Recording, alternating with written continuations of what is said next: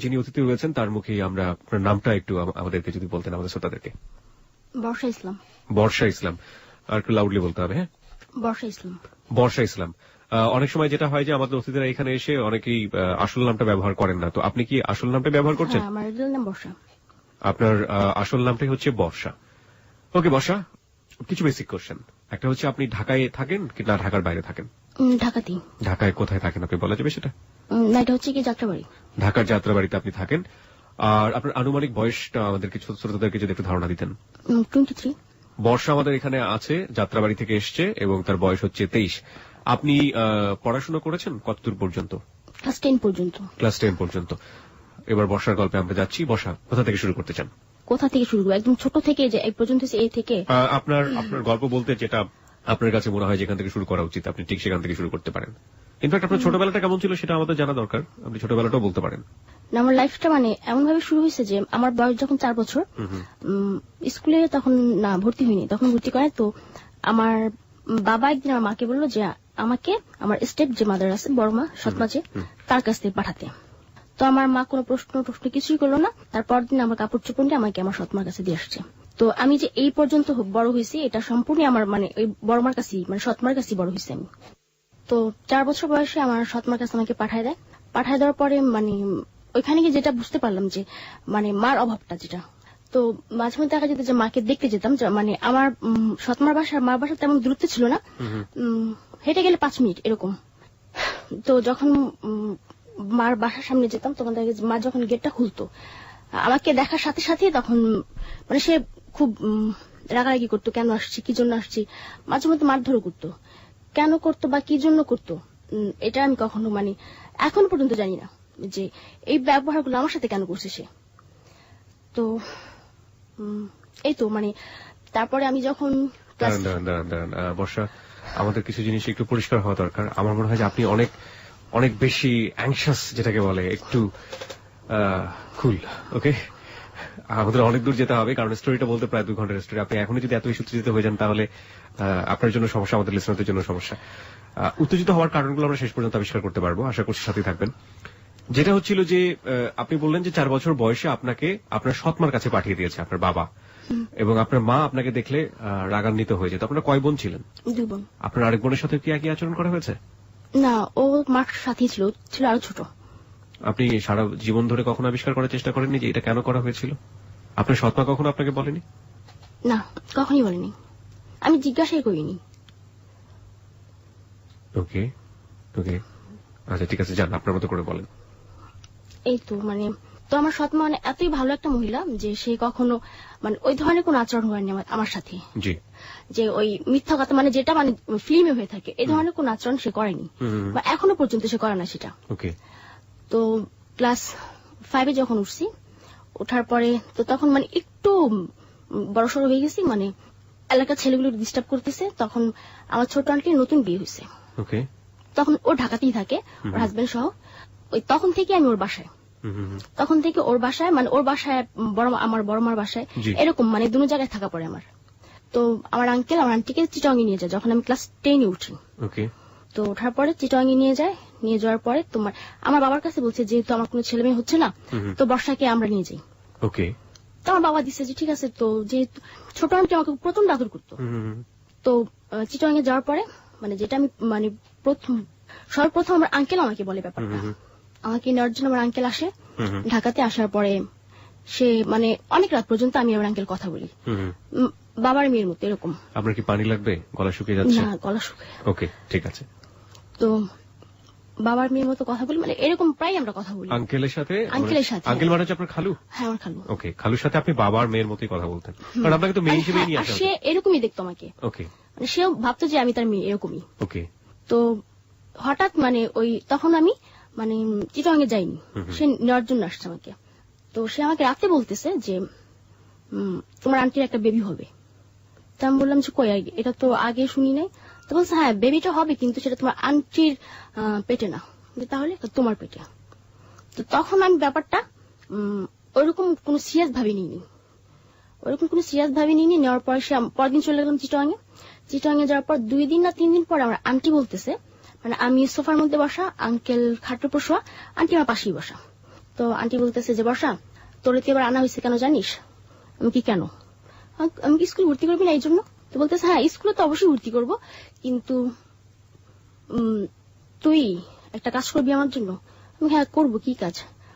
তুই তোর আঙ্কেলের সাথে বিয়ে বসে যা। এটা হ্যাঁ বিয়ে কথা বলতেছে আমাকে যে তুই তোর আঙ্কেলের সাথে বিয়ে বসে যা, তো ওইখানে যে বেবিটা হবে সেটা আমার দিয়ে দিস, আমি চলে যাবো আমার মেয়ে নিয়ে, বা ওই বেবিটাই নিয়ে আমি চলে যাবো। তো এই কথা শোনার পর আমি আস্তে করে এখানে চলে আসছি। মানে ওইখানে মানে এটা কি মানে দুষ্টামি বা কি, মানে এটা তো মানে কোনো কথাই না যে সেটা, এটা আমাকে কেন বলা হবে? আমি এখনো বুঝতে পারছি না যে why। হ্যাঁ সেটা আমাকে কেন বলা হবে? তো আমি মানে কোনো প্রশ্ন না করে এখান থেকে আমার রুমে আমি চলে আসি। আসার পর আমার ভেতরে একটা ভয় কাজ করতেছে। কোন ক্লাসে এটা ঘটলো? ক্লাস 10 এ? ক্লাস 10 এ। ওকে। তো মানে ভিতরে একটা ভয় কাজ করতেছে এই মুহূর্তে যে এটা কি ওরা ফান করতেছে না সিরিয়াসলি কিছু বলতেছে আমাকে। তখন হ্যাঁ বাসায় একটাই মোবাইল ছিল, সেটা আমার আঙ্কেলের মোবাইল ছিল, যে আমি যে ঢাকাতে ফোন করে ব্যাপারটা কারোর সাথে শেয়ার করবো বা আমার মাকে বলবো এই ব্যাপারটা যে এরকম কিছু হচ্ছে বা ওরা বলতেছে। তো এরকম কোনো প্রসেস ছিল না ওই মুহূর্তে আমার কাছে। তো আমার যে সৎ ভাই আছে, ও তার 4-5 দিন পর আবার কি কাজে যেন তা বলতে পারছিলাম না, আমি ওর সাথে বলছি যে যেহেতু স্কুলে ভর্তি হয়ে গেল তার যাওয়া পড়বে না ঢাকাতে, তো আমি কয়েকদিন মার কাছে থেকে আসি। তো বললো যে ঠিক আছে তাহলে চলে আসবি না, বা তোর আঙ্কেল গেলে চলে আসবি, এরকম বললো। তো আমি যাওয়ার পরে আমার মাকে ব্যাপারটা আমি প্রথম বলছি। মাকে বলার পর আমার মা বিশ্বাস করেনি ব্যাপারটা। বিশ্বাস করেনি? এটা না বিশ্বাস করার মতোই কথা। এটা অ্যাবনরমাল কথাবার্তা, কেন কিভাবে বিশ্বাস করবে? ইনফ্যাক্ট আমাদের কতজন শ্রোতা বিশ্বাস করছে সেটাও একটা প্রশ্ন। যে সে কথাটা বিশ্বাস করেনি। তো তখন আমি বললাম আমার বাবার কাছে, মানে সরাসরি বলিনি ব্যাপারটা বাবার কাছে, কিন্তু মার কাছে সরাসরি বলছি। আমার বাবাকে মানে আকার ইঙ্গিতে বুঝাইছি আমি যে আমার খালু আমার সাথে এরকম করছে। তো আমার বাবা বোঝার পর বললো যে, তারপর আমি আমার সৎমার কাছে ব্যাপারটা বললাম। তো আমার সৎমা বললো যে হতেও তো পারে, তা করে পাঠায়ও না। এটা আমার সৎমা বলতেছে আমার বাবাকে, হতেও পারে এটা, পাঠায়ও না, ওইখানে থাকুক। তোমার বাবা বললো যে এটা সম্পূর্ণ মিথ্যে কথা, যে তারা আমাকে বিলিভ মানে কোন রকম ভাবে তারা আমাকে মানে বিশ্বাসই করতে চায়নি। তো বললো যে এগুলো সব ওর বানানো কথা, মিথ্যা কথা।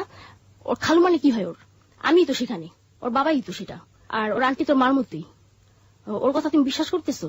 ও ঢাকাতে থাকবে এই কারণে এগুলো বলতেছে। তো যেহেতু বিশ্বাস করে নাই, তখন আমাকে পরদিন সকালে চিটং পাঠাই দিবে।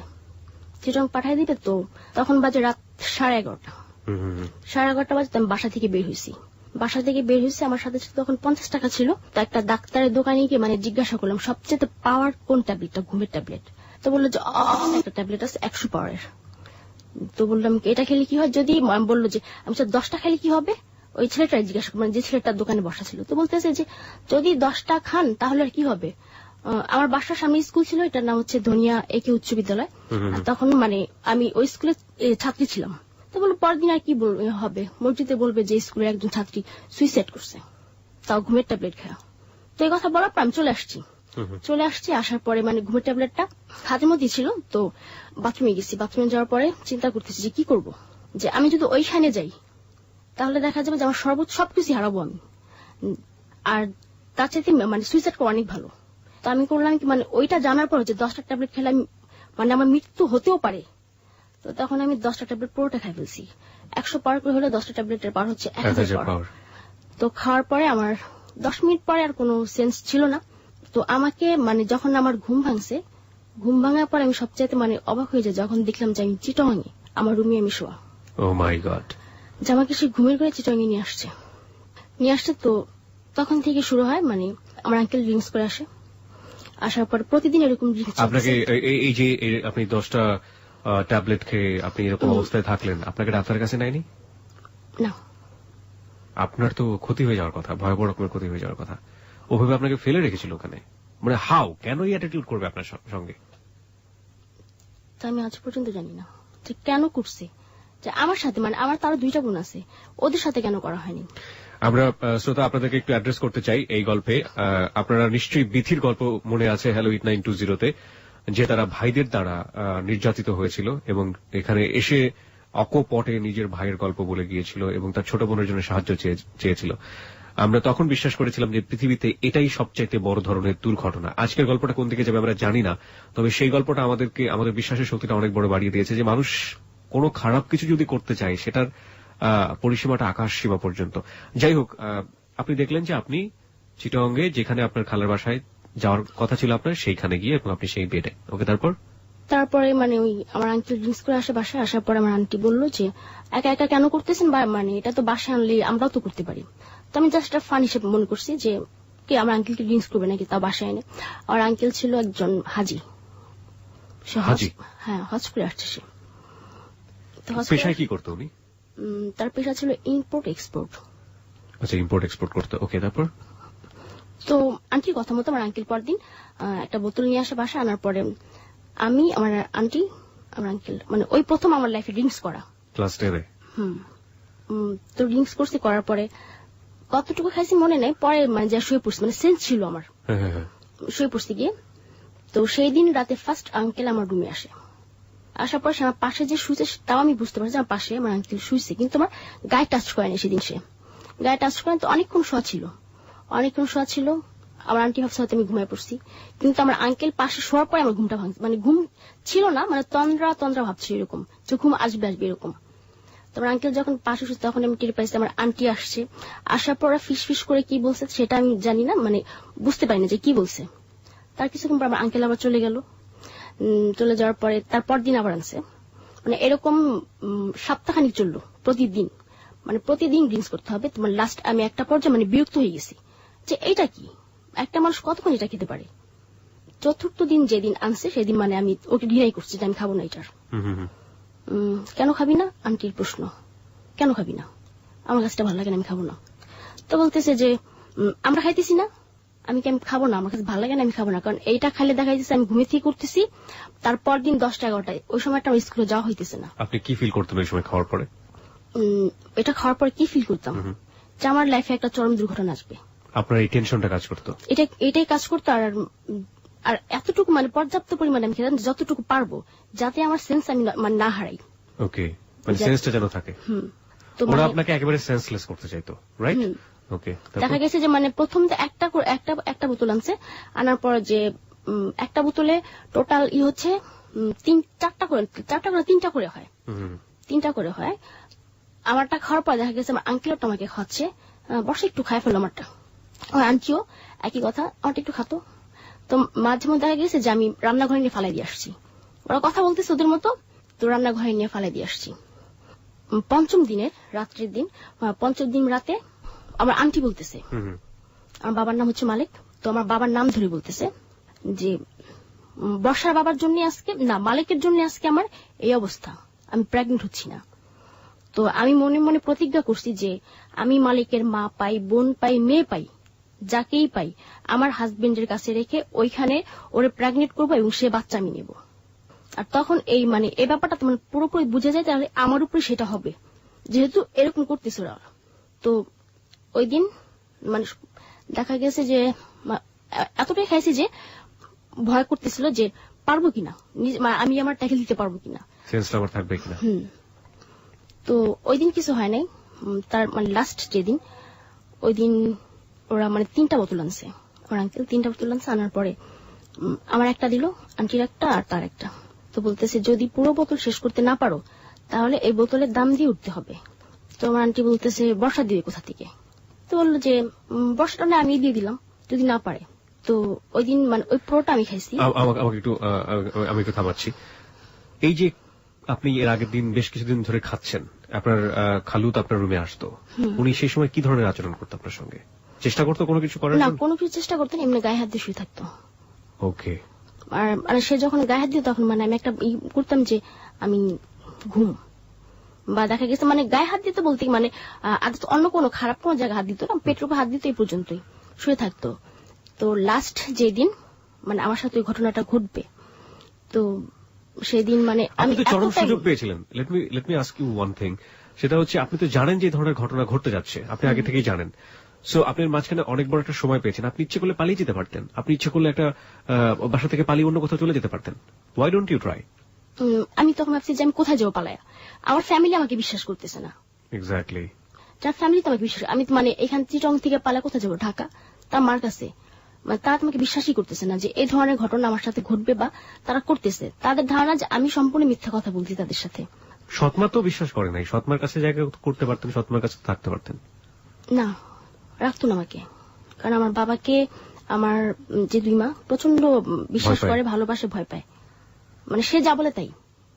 তো একটা পর্যায়ে তো মানে যেদিন লাস্ট মুহূর্তে মানে 7 দিনের দিন, মানে আমি পুরো সেন্সিন এটা আমি জানি যে আমি আমার রুমে কি হয়ে গেছে তাও আমি জানি না, কিন্তু মানে খাওয়ার আগে আমি, কারণ আমি জানি যে আজকে কিছু একটা হবে, যেহেতু 3টা বোতল আজকে আনছে। তো দুর্ভাগ্য যে আমি কিছুই বুঝি নাই বা কোন রকম কোন অনুভূতিও নাই। তো মানে 2 মাস পরে দেখলাম যে পিরিয়ড যেটা মেয়েদের, এটা বন্ধ হয়ে গেছে, আমার বন্ধ হয়ে গেছে। তো তখনও বুঝতে পারছিলাম না যে আমার পিরিয়ড কেন বন্ধ। তো আমি আমার যে সৎবোন আছে, ওর তখন বিয়ে হয়েছে, নতুন বিয়ে হয়েছে, ও প্রেগনেন্ট। তো ভাবলাম যে ও যেহেতু প্রেগনেন্ট, তাহলে আমি যদি প্রেগনেন্ট হই তাহলে অবশ্যই বলতে পারবে। তো জিজ্ঞাসা করলাম, আচ্ছা মেয়েদের কি পিরিয়ড বন্ধ হয় কখনো? তো বললো যে হ্যাঁ, মাঝে মধ্যে বন্ধ হয়, 2-1 মাস এরকম বন্ধ থাকে এটা। তো বললো কেন? আমি কিনা এমনিতেই। 3 মাস চলে গেল, কোনো কিছু হচ্ছে না। তো কি করব, কার কাছে বলবে ব্যাপারটা আমি? তো যেহেতু এটার জন্য দেয় আমার আঙ্কেল, অবশ্যই সে জানে। তখন মানে আমি আমার আঙ্কেল সেদিন মানে নিজে থেকে বলছে যে আজকে আমি রিং করবো। তোমার আঙ্কেল আমার দিকে তাকায় রয়েছে অনেকক্ষণ, তাকার পর বলছে ঠিক আছে আনবো। তো সে আনছে। আনার পর আমার কথা হচ্ছে যে মানে ওই মানে স্বাভাবিক অবস্থা তাকে আমি ব্যাপারটা বলতে পারবো না যে আমি প্রেগনেন্ট বা আপনি আমার সাথে কিছু করছেন কিনা, এটা বলতে পারবো না। তো দেখা গেছে যে একটু অ্যাবনর্মাল হয়ে ব্যাপারটা বলতে হবে তাকে আমার। খাওয়ার একটা পর্যায়ে যখন আমার আন্টি বাথরুমে গেছে, তখন আমি তাকে জিজ্ঞাসা করছি যে আপনি আমার কাছে সত্যি কথা বলবেন? তো বললো যে হ্যাঁ বলবো, কি হয়েছে, আপনি কার সাথে কিছু করছেন? তো সে আমার দিয়ে অনেকক্ষণ তাকায়, তাকানোর পরে সে মানে হ্যাঁ না কিছুই বলতেছে না। কেন, কি সমস্যা? আমার মনে হচ্ছে আমি প্রেগনেন্ট। তো আমার আঙ্কেল তখন বললো যে সে শুধু হ্যাঁ বললো। সে হ্যাঁ বলার পর আমি আমার রুমে চলে গেছি। তো আমার আন্টিরও হয়তো ব্যাপারটা আমার আঙ্কেল বলছে যে বর্ষা প্রেগনেন্ট। তো এটা যখন বলছে, তো আমার আন্টি জানে কিনা তা আমি জানতাম না, আন্টি জানে কিনা। তো 4-5 দিন পর আমি মানে আমার ঘুম ভেঙে গেছে, এমনি শুয়েছি। তো আমার রুমে ছিল ডাইনিং টেবিলটা, আঙ্কেল নাস্তা খেতেছে, আন্টি বলতেছে যে আমরা যেটা প্ল্যান করছিলাম সেটা তো হয়েছে, কিন্তু যখন বাচ্চাটা যখন প্রসব করবো ওকে দেবে এই বাচ্চাটা? আমার আঙ্কেল বলতেছে যেহেতু ওর বিয়ে শাদী হয়নি, অবশ্যই দিয়ে দেবে, আর এটার জন্য ওর কিছু একটা আমরা দেবো। তখন আমার আন্টি বলতেছে যে আপনি তাহলে একটা কাজ করিয়েন, ওর জন্য খুব ভালো একটা ছেলে দেখিন যাতে আমরা ওর বিয়ে শাদী দিতে পারি। তোমার আঙ্কেল অফিসে চলে গেছে। তো আমি তখন মানে পুরোপুরি শুয়ে গেলাম যে আমার আন্টি ব্যাপারটা জানে, এবং আমার আন্টির প্রশ্রয়ে আমার আঙ্কেল আমার রুমে আসছে। একটা জিনিস খটকা লাগবে সবার কাছে, সেটা হচ্ছে একটা মেয়ে যখন প্রেগনেন্ট হয় তার শারীরিক অবয়ব চেঞ্জ হয়। তারা যে প্ল্যানটা করেছে আপনাকে প্রেগনেন্ট করে আপনার কাছ থেকে বেবিটা নিয়ে নিবে, এখন কথা হচ্ছে যে আপনি যে অবস্থায় আপনার শরীরে যে চেঞ্জটা হতো সেই অবস্থায় কি আপনি নিঃসন্দেহে যে কোনো জায়গায় তাদের এগেইনস্টে ক্লেইম করতে পারতেন, বা আপনার ফ্যামিলি যে আপনাকে বিশ্বাস করতো না সেইটা আপনি দেখায় বলতে পারতেন যে দেখো আমার কি করেছে বা কি অবস্থা, এরকম সুযোগ তো ছিল না? আমাকে মানে আমি এটা মানে 7 মাস পর্যন্ত আমি মানে গর্ভে ধারণ করছি। ওকে, যাই আমরা সিরিয়ালি যে গল্প একের পর এক কি হয় তারপর। তো যখন 3 মাস, তো আমি আমার আঙ্কেল বাসা আসার পরে আমি তখন জানলাম যে আমার আন্টি ব্যাপারটা সম্পূর্ণ জানে, এবং ওর প্রশ্রয় এটা হয়েছে। কারণ একজন ওয়াইফ যদি তার হাজবেন্ডকে প্রশ্রয় না দেয়, স্বর্ণ একটা মেয়ের কাছে কখনই আসতে পারে না। তো তারপর কাউকে কিছু বলি না, চুপচাপ থাকি। তো মানে আমি শুধু মানে যখন আমার আঙ্কেল বাসায় আসে তখন আমি শুধু থাকি যে তার মোবাইলটা আমি কখন নিব, যে যখনই হোক আমার মাকে আমি ব্যাপারটা বলবো যে তুমি আসো এখানে, আসা দেখা যায় আমার কি অবস্থা। তো যখন রাত্রেবেলা মোবাইলটা চার্জে রাখতো, আমি চার্জে থেকে আনার পরে দেখতাম যে ওটার মধ্যে কোনো সিম কার্ড নেই। যে আমি যে ওরা বুঝতে পারছে যে আমি অবশ্যই ব্যাপারটা জানাবো, বাইরে কোথাও যোগাযোগ করবো। আপনাকে সারাদিন বাসার মধ্যে বন্ধ করে রাখতো ওরা? আপনাকে স্কুলে কোথাও ভর্তি করেনি? ভর্তি করছি কিন্তু যাওয়া হয়নি আমার। আপনাকে যেতে দেয়নি কখনো? যেতে দেয়নি কখনো, বাসার মধ্যে ছিলাম। তো আমার 4 মাস হয়ে গেছে। 4 মাস যখন হলো তখন আমি আমার আঙ্কেলকে বলতেছি যে আপনি যদি এটার কোনো ব্যবস্থা না করেন তাহলে আমি সুইসাইড করবো। সুইসাইড বুঝেন? আমি সুইসাইড করবো। তোমার আঙ্কেল বলতেছে যে সমস্যাটা কি, তোমার আন্টির কাছ থেকে থাকবে তাই না, দিয়ে দাও। তা আমি বলছি যে না, আমি দেবো না, এটা আমি এটা জন্মই দেবো না। আপনি যা করার একটা কিছু তা না হলে কিন্তু আমি এইখানকার সবারই ব্যাপারটা বলে দিব। আপনি কি চাচ্ছেন যে আপনার মান সম্মান এখান থেকে হারা যাক? কারণ তারা খুবই সম্মান করতো সবাই এখানে। তো আঙ্কেল হয়তো একটু ভয় পায় যাওয়ার পর বলছে আচ্ছা ঠিক আছে আমি দেখতেছি। দেখো, তো সে রাত্রে আসার পর আমার জন্য 2টা ট্যাবলেট নিয়ে আসছে যে প্রেগন্যান্সি নষ্ট হওয়ার জন্য। তো নিয়ে আসছে, আনার পর সে আমাকে দিচ্ছে, তারপর বললো তোমার আন্টি যাতে না দেখে, এটা বলছে যে তোমার আন্টি যাতে না দেখে তুমি 2টা আজকে একটা খাবা রাতে, কালকে রাতে একটা খাবা। তখন আপনার প্রেগন্যান্সির কত মাস চলছিল? 4 মাস। ওকে, 4 মাস চলতেছে। তখন খাওয়ার পর দেখলাম যে কোনো কিছুই না। তোমার আঙ্কেলটা আবার ব্যাপারটা বললাম যে কিছুই হয়নি। তো বললো যে, তখন আমার কাছে মনে হলো যে এটা হয়তো তাহলে আমার আঙ্কেল ওই ধরনের কিছু আনে নাই, এমনিতে হয়তো অন্য কোনো ট্যাবলেট আনছে সেটা। তো একদিন নিচে গেছি আমি, দোকানে পাঠাইছে আন্টি আমাকে, কি জন্য মানে দোকানে পাঠানোর পর ওই ট্যাবলেটের খোসাটা আমি নিয়ে গেছি। তো নিয়ে যাওয়ার পর ডাক্তারে দেখলাম যে এটা কিসের ট্যাবলেট। তো বললো যে এটা কে খাইছে। ডাক্তার বলছে এটা কে খাইছে। আমি কি আমার আন্টি, এটা তো প্রেগন্যান্সি নষ্ট হওয়ার ট্যাবলেট। সে কি এটা জেনে খাইছে না জেনে খাইছে? আমি কি না জেনে খাইছে সে, কিন্তু মানে তার তো কিছু হয়নি, এর জন্য মানে আমি মানে তাকে আমার বলছে জিজ্ঞাসা করার জন্য। তো আমি তো হচ্ছে না কেন, তারও তো পিরিয়ড হওয়ার কথা, হয় না। তারপরে 6 মাসে পড়ে গেল, 5 মাস 6 মাসে কেটে গেল। তারপরে সে আরেকটা ওষুধ এনে দিছে, সেটাও কোনো কাজ হয়নি। তারপরে মানে কি করবো এই মুহূর্তে, আমি শুধু আমার আঙ্কেলের প্রেশার কি করি, কারণ আমি আন্টির সাথে কোনো কথাই বলি না, মানে ওই ব্যাপারটা নিয়ে আমি কোনো কথা তার সাথে বলিনি কখনো। আঙ্কেল যখন বেশি প্রেশারে পড়ে গেছে আমার উপর, যে আপনি যদি মানে এই কয়েকদিনের মধ্যে কিছু না করেন এটা, মানে তখন মানে আমি যে প্রেগনেন্ট আমি মানে বুঝতেছি, বোঝা যাচ্ছে, মানে দেখলে বোঝা যাচ্ছে যে আমি প্রেগনেন্ট, যে 7 মাসে পড়ে গেছে। তো তখন প্রেশার দিছে, যে বললাম যে আপনি যদি কিছু না করেন তাহলে আপনি অবশ্যই চান না যে আপনি এখান থেকে মান সম্মান হারাক, আর এখানে সবাই দেখতেছে আমি কিন্তু বাসা থেকে বের হই না, বা আপনারা অনেক কিছু একটা বলবেন পারবেন না, আমি যাবো তাই কিন্তু হবে। তো আমার আঙ্কেল বললো কি, আন্টির সাথে হয়তো ব্যাপারটা শেয়ার করছে। শেয়ার করার পর তো আন্টির একটা বান্ধবী ছিল, নাম রাবিয়া, মেয়েটা চিটং এর ছিল। তো ওই রাবিয়ার কাছে ব্যাপারটা, রাবিয়াকে ফোন করছে, ফোন করে বলছে যে রাবিয়া তো একটু বাসায় বসাতে একটা অঘটন ঘটায় ফেলছে, এখন যেহেতু আমার এখানে আছে আমার এই ব্যাপারটা দেখতে হবে। এটা আমার আন্টি বললো। তো আন্টি আমার বললো যে ভুলেও যাতে রাবিয়া না জানে যে ব্যাপারটা কি, তুই বলবি তুই ঢাকা একটা ছেলের সাথে প্রেম করছিস, ওইখানে ওর সাথে ছিলি, তখন তুই প্রেগনেন্ট হয়েছিস। এটা আমার শিখাই দিল। তো রাবি আন্টি আসছে, আসার পরে রাবি আন্টির কাছে সব ব্যাপারটা মানে আন্টি বলছে। তো বলার পর রাবি আন্টি বললো যে বর্ষা তুমি শিক্ষিত মেয়ে, তুমি এই ভুলটা কিভাবে করলা। তো আমি চুপচাপ কিছুই বলিনি। তো সে আমার নিয়ে গেল একটা মহিলার কাছে, মানে সে এগুলোর কাজ মানে অ্যাবর্শন করতে পারে। তো সেখানে নিয়ে গেল। তো সে আমাকে একটা বেডে শোয়ালো, শোয়ানোর পরে সে পেটে হাত দিল, পেটে হাত দিয়ে বললো যে বাচ্চা তো অনেক বড় হয়ে গেছে, 7 মাস হয়ে গেছে, তো আর 3 মাস থাকলেই তো হয়, কেন ফালাবা, সেটা আমার বলতেছে। তখন রাবি আন্টি আবার আমার বললো যে ওইখানে যদি প্রশ্ন করে তোমার হাজবেন্ড কই, তাহলে বলবা যে তোমার হাজবেন্ড আরেকটা বিয়ে করছে, এই জন্য তুমি বাচ্চাটা রাখতেছো না, নষ্ট করে ফেলবা। তো সে বলতেছে যে 7 মাস হয়ে গেছে, রেখে দাও, 3 মাস পর তেমনি হবে। তখন আমি বললাম যে না, আমার হাজবেন্ড আরেকটা বিয়ে করছে, এই জন্য আমি রাখবো না। তো রাবি আন্টি বললো যে এটা যেভাবে মানে নর্মালি করতে হবে। তো মহিলা বললো যে 7 মাস হয়ে গেছে, এটা কিও নর্মালি করি আমরা, আর যদি নর্মালি করে দেখা যাবে যে ও একটা সমস্যা হবে। তো বলতেছে না নর্মালি করাতে হবে, কারণ যদি সিজারে করাতে যাই ও মানে সিজার করাবে না, কারণ আমি আনম্যারিড, এটা তো আর ওই মহিলা জানে না। তো বলছে না সিজারে করাবে না, যেভাবে হোক নর্মালি করান এটা। তো বলতেছে যে না নর্মালি আমাদের পক্ষে সম্ভব না, তাহলে তুমি অন্য কোথাও নিয়ে যাও, যদি নর্মালি কেউ করতে পারে সেখানে নিয়ে যাও, যেহেতু 7 মাস হয়ে গেছে, মানে আর 3 মাস লাগে, সেখানে একটা ছিল যে নর্মাল হতে, কিন্তু হ্যাঁ, আর 7 মাস যেহেতু এটা নর্মাল কিভাবে হয়, 2 মাস বা 3 মাস। হ্যাঁ ঠিক আছে। তো বলতেছে যে ঠিক আছে। তো ওইখান থেকে আমার নিয়ে আসা পড়ছে, যেহেতু সে করবে না, সে রিস্ক নিল না। তারপর আমাকে আবার বাসায় নিয়ে আসছে। বাসায় আনার পর আমার আন্টির সাথে রাবি আন্টি কথা বললো যে আপা ওরা করতে চাচ্ছে না, নর্মালি করবে না, সিজারই বলতেছে। তখন আন্টি বলতেছে এটা কিভাবে সম্ভব, ও তো আনম্যারিড, তো এই সিজারের একটা দাগ থাকবে, কাটা দাগ, তখন ওর হাজবেন্ডের কি বলবে যে কাটা দাগটা, আর সিজারটাই আলাদা থাকে। তো তখন আন্টি বললো ঠিক আছে, মানে রাবি আন্টি বলতেছে যে আমি দেখি আমার একজন আছে, আমি ওইখানে একটু ফোন করে দেখি। তো সে একটা মহিলাকে ফোন করছে। তো মহিলা বললো যে ঠিক আছে নিয়ে আসো। নিয়ে গেছে, মানে সেটা লালখান দিঘির বাজার বলে চিটং এর, ওইখানে নিয়ে গেছে আমাকে। নিয়ে গেছে একটা হিন্দু মহিলা। তো ওই হিন্দু মহিলার বাসায় নিয়ে যাওয়ার পরে তো সে আমাকে দেখলো, দেখার পর সে একই কথা, 7 মাস হয়ে গেছে, কেন ফালাবা, রেখা দাও। তো বললাম যে না।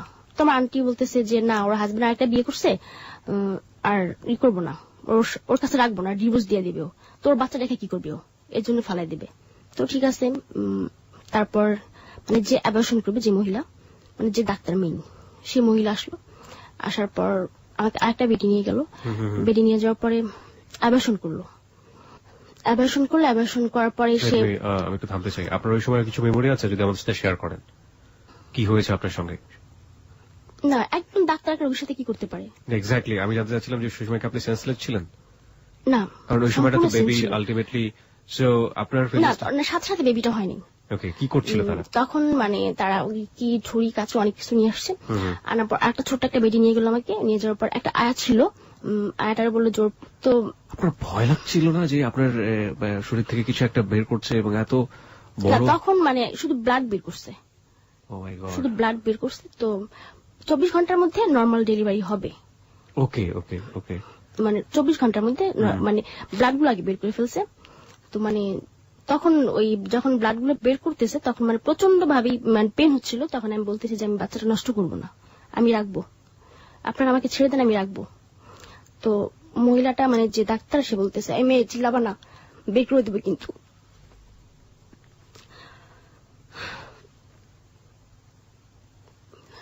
তারপর ওই মানে ব্লাড গুলো বের করছে। ব্লাড গুলো বের করার পরে সাথে সাথে শরীরে আমার জ্বর চলে আসে, প্রচন্ড জ্বর, প্রচন্ড জ্বর আসে। তো বলতেছে যে ওরা ঠান্ডা পানি দিও না, ওরা গরম পানি দিবা। ওই ডাক্তার আয়াটাকে বলে গেল যে ঠান্ডা পানি দিবা না, আই করবা। তো আমাকে এভাবে রেখে ওরা চলে গেছে। চলে যাওয়ার পরে যে রাবি আন্টি ছিল সে বলতেছে যে বর্ষা থাকো, আমি সকালে আসবো, তোমার কোন সমস্যা? আমি বলছি না, আমার কোন সমস্যা নেই। তো আর রাবি আন্টি জিজ্ঞাসা করলো যে কখন হবে এটা। তো বললো যে 24 ঘন্টার মধ্যে যদি হয় তাহলে তো হইলে, আর না হলে সিজার করতে হবে ওর। রাতে প্রচন্ড জ্বর, একটা ইঞ্জেকশন দিয়ে গেল আমাকে, 2টা ইঞ্জেকশন দিয়ে গেছে। বলছে যে তোমার যখন ব্যথা উঠবে তখন তুমি আমাকে ডাকবা। ওই ডাক্তার মহিলাটা বললো যে ব্যথা উঠলে আমাকে মানে ডাকবা, আর 24 ঘন্টার মধ্যে অবশ্যই এটা নর্মাল হয়ে যাবে। তো তার 24 ঘন্টা পার হয়ে গেছে। তারপর দিন মানে সন্ধ্যাবেলা অ্যাবর্শন করছে আমাকে। তো যখন দেখছে যে হচ্ছে না, তো আমাকে এসে জিজ্ঞাসা করলো তোমার পেটে কোনো পেন হচ্ছে? আমি বললাম যে না, আমার পেটে কোনো পেন হচ্ছে না। তো মানে সে একটু চিন্তা পড়ে গেল যে পেন হবে না কেন। তো তখন করলে কি মানে আমার যে বেবিটা হয়েছে সেই বেবিটাকে পুরো আস্ত বের করা নেই, ওটাকে কেটে কেটে বের করা হয়েছে।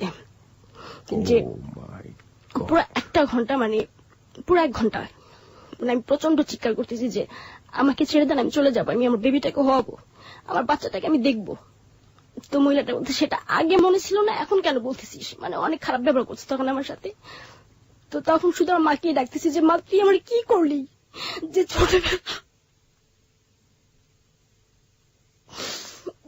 ছোটবেলা থেকে তুই আমার কাছে রাখলি না, এখন আবার এরকম একটির মধ্যে ফালাইলি তুই আমারে। তো তখন মারে প্রচন্ড ডাকতেছে যে মা তুই একবার এসে আমারে দেখা যা।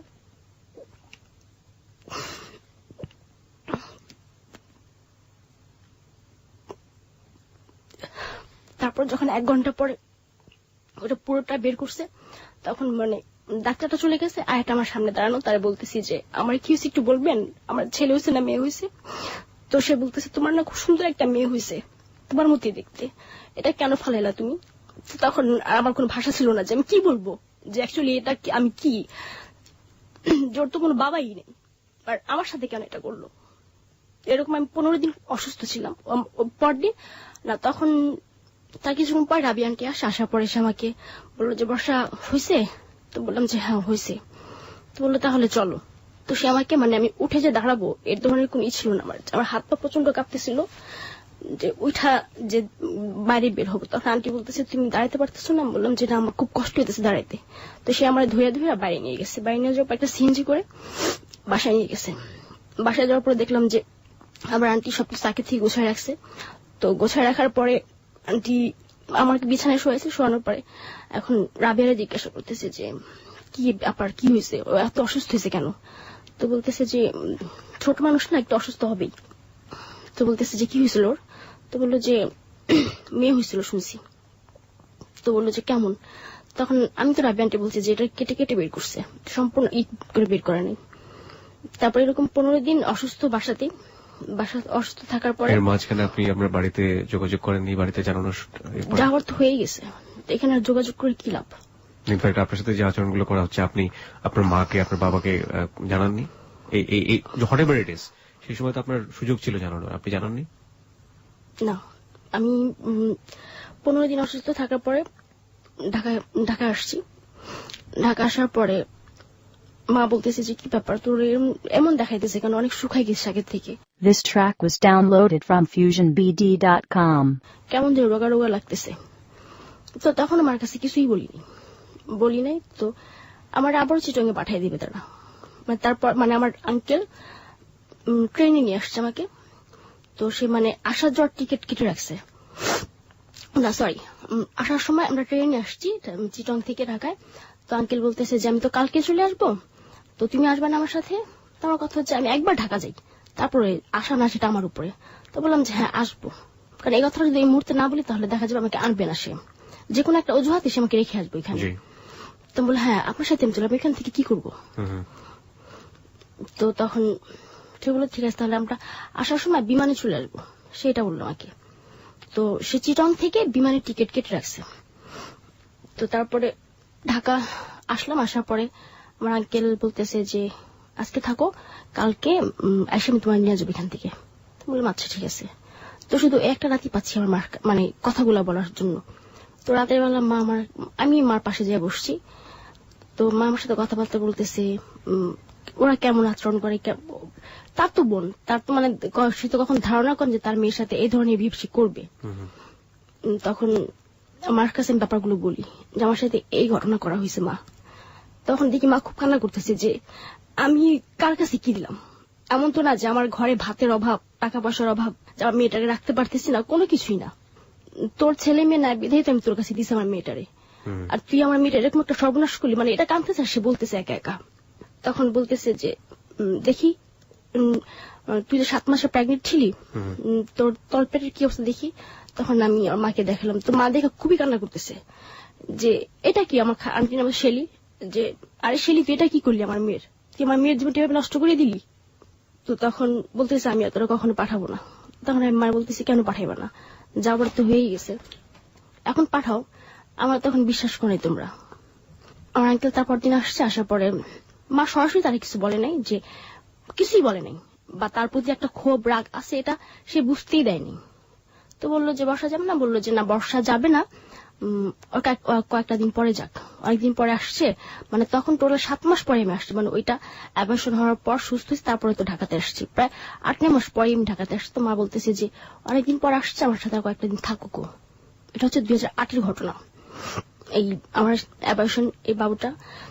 তো 2008 মানে এটা শেষের দিকে। বাবাকে ওই মুহূর্তে বলে নাই? হ্যাঁ, বাবাকে প্রথমে বলে নাই। মানে বাবা যখন জানতে চাইলো যে চিটং যাচ্ছে না কেন, তখন বলছে না ওরা পাঠাবো না। কেন? আমার সামনে কিছু বলে নাই, হয়তো রাতের বেলা শুয়ে কথাগুলো তাকে বলছে। তখন আমার বাবা বললো যে এটা কেন করলো ওর সাথে। তা আমি মাকে বলছি যে আমার বাবার কারণে আজকে আমার এই অবস্থা।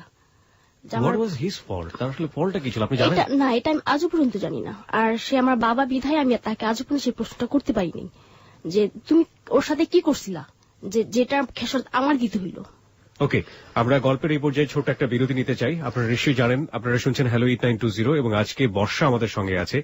যে গল্পটা এখানে হচ্ছে সেটা জীবনের গল্প, এবং আমরা জীবনের গল্পে একটা কথা বলে থাকি, life is more than drama.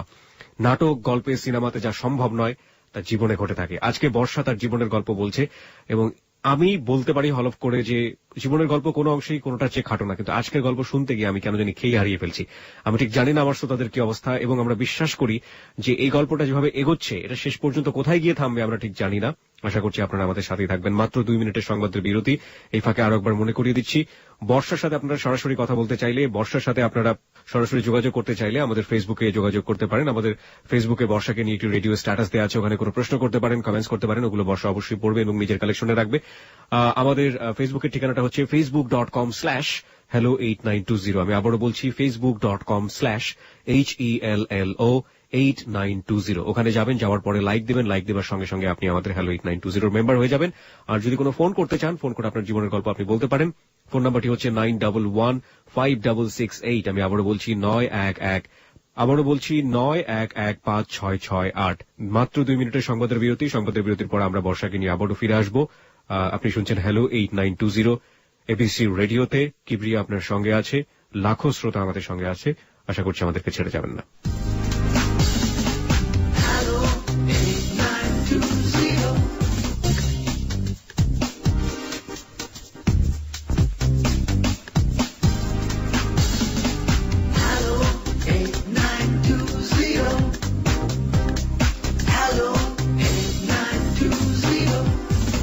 সংবাদের বিরতির পর আরো একবার স্বাগত হ্যালো 8920-তে। কিবরিয়া আপনার সঙ্গে আছে আর আপনারা শুনছেন এবিসি রেডিও FM 89.2।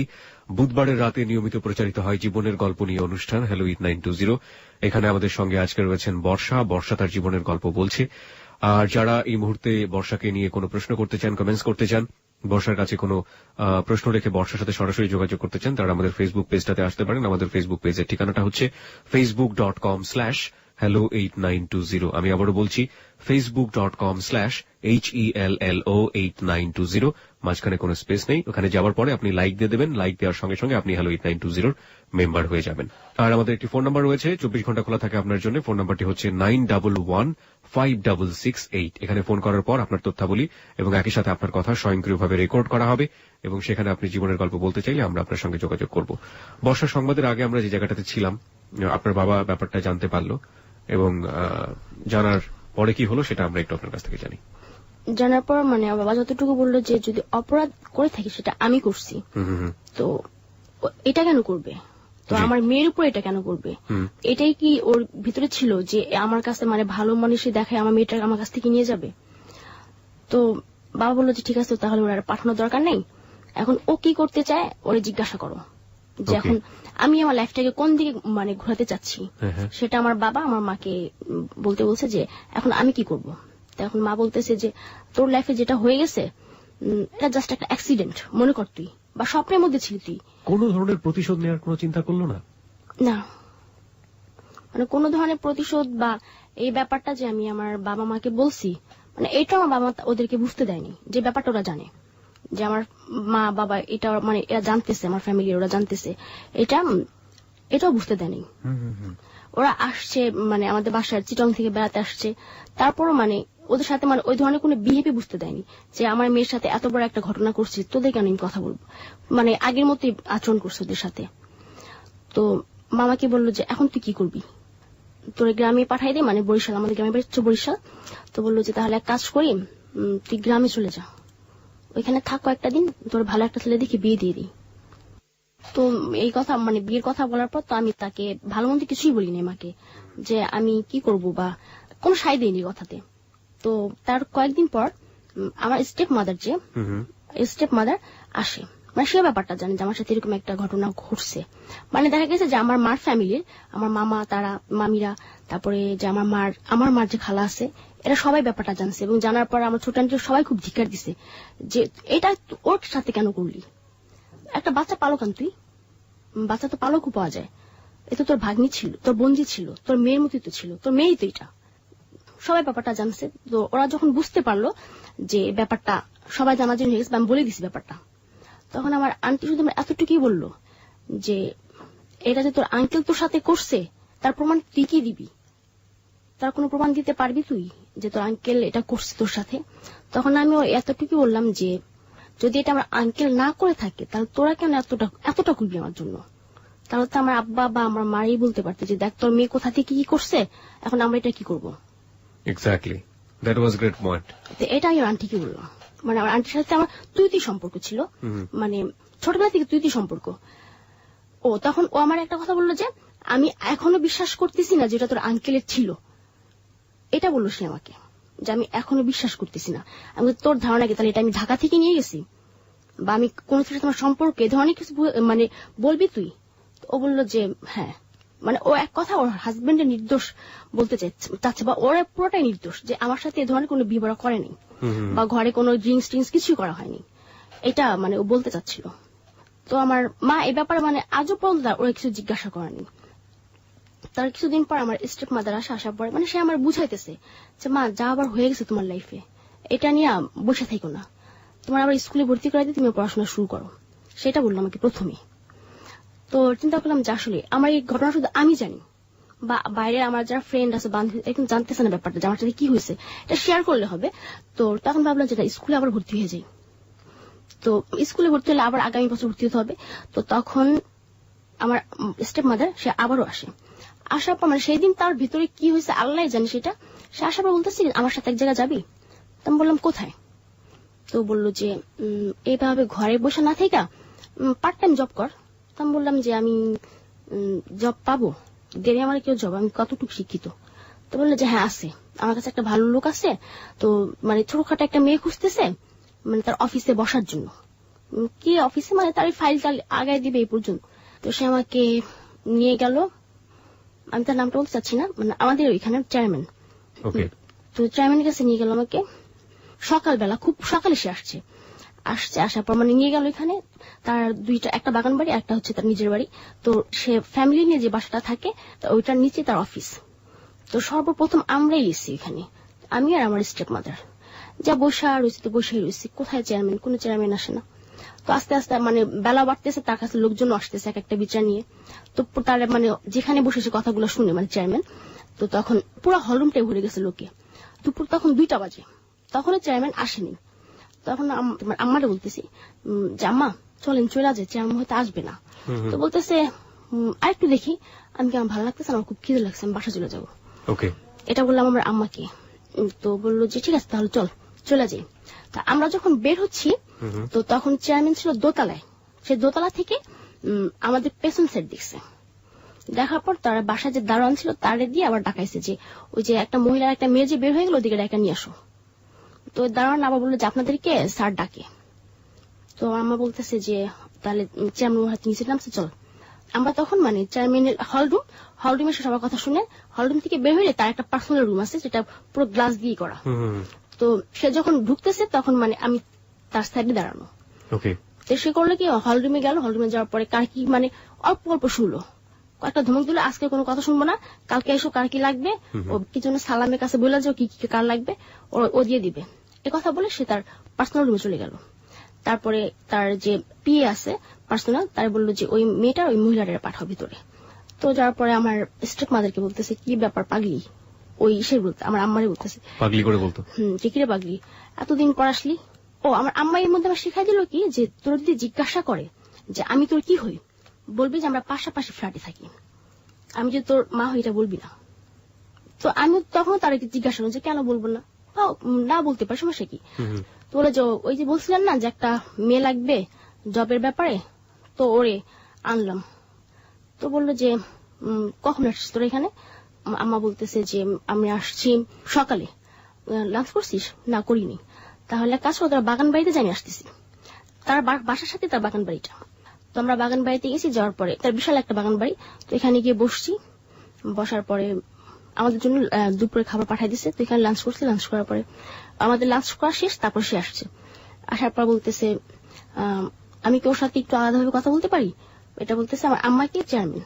তো বললো যে হ্যাঁ পারবেন। তো এই কথা বলার পর মানে তার যে রুম আছে বাগান বাড়িতে সেখানে আমার নিয়ে গেল। তো তখনও আমি ওই ধরনের কিছু বুঝি নাই, সে আমার গায়ে কোনো হাত দেয় না বা কিছুই না, তখনও সে আমাকে বুঝতে দেয় নাই যে এটা কোনো জব না।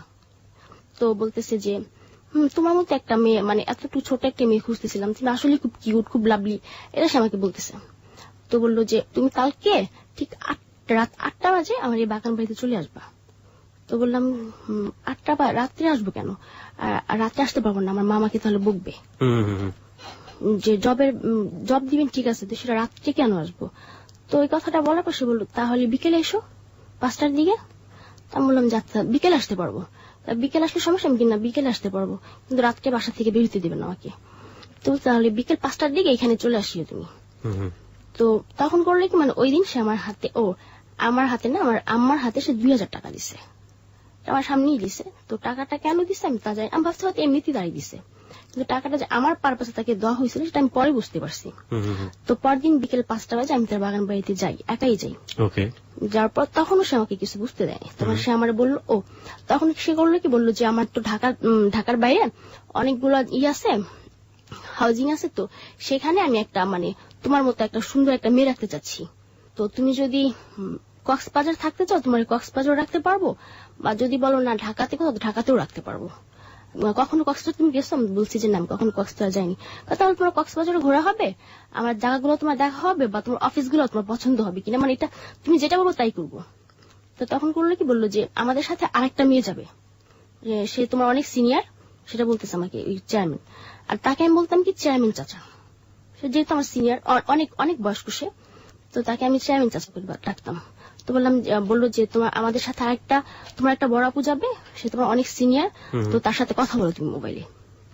তার সাথে কথা বলাই দিল। তো বলল যে হ্যাঁ আমরা তো কালকে তাহলে কক্সবাজার যাচ্ছি, তো তখন তো দেখাই হবে তোমার সাথে। ও সে করলো কি আমাকে 10,000 টাকা দিছে ওই দিন। এটা আমার জব হয়ে গেছে এটা বললো সে, যেটা হইতেছে তোমার অ্যাডভান্স 10,000 টাকা, আর তুমি মান্থলি পাবা 12,000 টাকা করে। এটা সে আমার বললো কি, ও বললো যে এই 10,000 টাকা তোমার অ্যাডভান্স, এটা দিয়ে তোমার যা ইচ্ছা তুমি করিও। তো যেহেতু আমার জব হয়েছে, আমি ওইখান থেকে রাখছি আমার নিজের জন্য 3,000 টাকা, আর বাকি 7,000 টাকা আমার মার কাছে দিছে গিয়ে। তো মা বললো যে এটা তোর জব দিছে কে। তো আমি তখন মানে চেয়ারম্যানের নামটা প্রকাশ করিনি, আর নামও জানি না, তাই আমি ডাকি চেয়ারম্যান চাচা। তো বললো কোন চেয়ারম্যান, এর থাকে কই সে। তো আমি বললাম যে সে থাকে তো শ্যামপুরের দিকে। তো মা বলতেছে, মানে তার নামটাই বলছে। আমি বললাম যে নাম বলতে পারতেছি না, যে কিশোর অফিস তার, যে তার নাকি হাউজিং এ সেখানে মেয়ে লাগবে। তো মা তখন ভাবলো যে হইতেও পারে, মানে তারও এই ধরনের কোনো ইস্যু না যে তার মেয়েটাকে কোথায় বা কি করা হইতেছে। তো বললাম যে আমরা কাল কক্সবাজার যাব। তো মা বলতেছে কক্সবাজার যাবি, এটা কেমন জব রে, আমার তো দেখতে হয় যে তোর কক্সবাজার যেতে হবে। তো আমি বললাম যে আগে জানি, ভালো মন্দ তো আমি তোমার বলবোই। তো তখন 7,000 টাকা আমার কাছে দিয়ে গেছি, আর 3,000 টাকা আমার মানে কিছু কসমেটিক বা শপিং এগুলোই করছিলাম। পরদিন সে আমাকে বললো যে তুমি ঠিক দুপুর 2টার দিকে মতিঝিল ওই যে মোহামেডান স্পোর্টিং ক্লাবটা আছে না, ওইখানে থাকার জন্য, যে ওইখানে আমার গাড়ি থাকবে, বা তুমি কালকে তোমার যে আপুর সাথে কথা বলছো ওই আপু থাকবে ওইখানে, তোমাকে ওই রিসিভ করবে, ওই তোমাকে রিসিভ করবে। ও সে আমাকে একটা সেল দিল, সিটি সেল। তখন সিটি সেল নতুন না পুরানি, হ্যাঁ একটা সিটি সেল দিল। সে আমাকে বললো যে এই সেলটা দিয়ে তুমি তোমার ওই আপুর সাথে যোগাযোগ করবা, তুমি মতিঝিল গিয়ে এখানে মানে ওর ফোন দিলে দেখবা যে মতিঝিলি আছে, তুমি তো চিনবা না। তো আমি সেলটা নিয়ে গেলাম, নিয়ে যাওয়ার পর পরদিন দুপুরবেলা আমার ব্যাগটাক নিয়ে আমি মতিঝিলের মানে মধুমিতার সামনে চলে যাই। যাওয়ার পরে দেখি যে একটা গাড়ি থামানো, সিলভার কালার একটা গাড়ি। তো ফোন দেওয়ার পর মেয়েটা বের হয় গাড়ি থেকে। বের হওয়ার পর বলতেছে তুমি বর্ষা? তো বললাম যে হ্যাঁ আসো। তো বলো তোমার বস তো এখনো আসে নাই, তোমার বস উঠাইতে হবে অন্য জায়গা থেকে, তোমার বস অন্য জায়গায় একটা কাজে বিজি আছে, সেটা বললো। মানে সে তখনও আমার প্রাথমিক কোনো ধারণা দেয়নি যে অ্যাকচুয়ালি কি হবে কক্সবাজারে যাওয়ার পর। তো সারাটা পথ খুব আনন্দ করতে করতে গেছি, আর ওই মেয়েটা আমাকে খুব ছোট বোনের মধ্যে খুব আদর করতেছে। তো কক্সবাজার আমরা পৌঁছাইছি রাত 2টার দিকে। ওকে, রাত 2টার দিকে পৌঁছালেন। পৌঁছানোর পর কি হলো সেটা তো আমরা জানবই। এই ফাঁকে আরো একবার মনে করে দিচ্ছি প্রিয় শ্রোতা, আপনি শুনছেন এবিসি রেডিওর হ্যালো 8920। এবিসি রেডিওতে প্রতি বুধবার রাত 11টার খবরের পর 11:20 আমরা অনুষ্ঠানটা প্রচার করে থাকি। এখানে জীবনের গল্প বলা হয়। আজকে জীবনের গল্প বলছে বর্ষা। বর্ষাকে নিয়ে আমাদের ফেসবুক পেজে একটা রেডিও স্ট্যাটাস দেওয়া আছে, ওখানে চাইলে আপনি মন্তব্য করতে পারেন, বর্ষার সাথে সরাসরি কথা বলতে পারেন। আমাদের ফেসবুক পেজের ঠিকানাটা হচ্ছে facebook.com/hello8920, facebook.com/HELLO8920। ওখানে গিয়ে লাইক দিলে সঙ্গে সঙ্গে আপনি আমাদের মেম্বার হয়ে যাবেন। হ্যাঁ, রাত 2টোর পরে পৌঁছানোর পর কি হলো? রাত 2টোর দিকে পৌঁছাইছি। পৌঁছানোর পর আমরা উঠছি কি হোটেল শৈবালে। ওকে। হোটেল শৈবালে উঠার পরে ওইখানে মানে তার যে পিএ মানে পার্সোনাল অ্যাসিস্ট্যান্ট যে লোকটা, ওই লোকটা আলাদা একটা রুমে দিচ্ছে, আর ড্রাইভার আর আমাদের জন্য মানে আমার আর ওই মেয়েটার নাম ছিল নূপুর, মানে যে আমার সিনিয়র ছিল তার নাম ছিল নূপুর। তো ওই নূপুর আপু আর আমাদের মানে 2টা রুম ছিল, মানে ফ্যামিলি সুইট যেটাকে বলা হয়। তো ওই একটা রুম নেওয়ার পরে রাত্রেবেলা তো নূপুর আপুকে জেনে সে ডেকে জন্য কি বলছে। তো বলার পর নূপুর আপু বললো যে এখন না একটু মানাতে হবে ব্যাপারটা, কারণ ও ব্যাপারটা এখনো জানে না।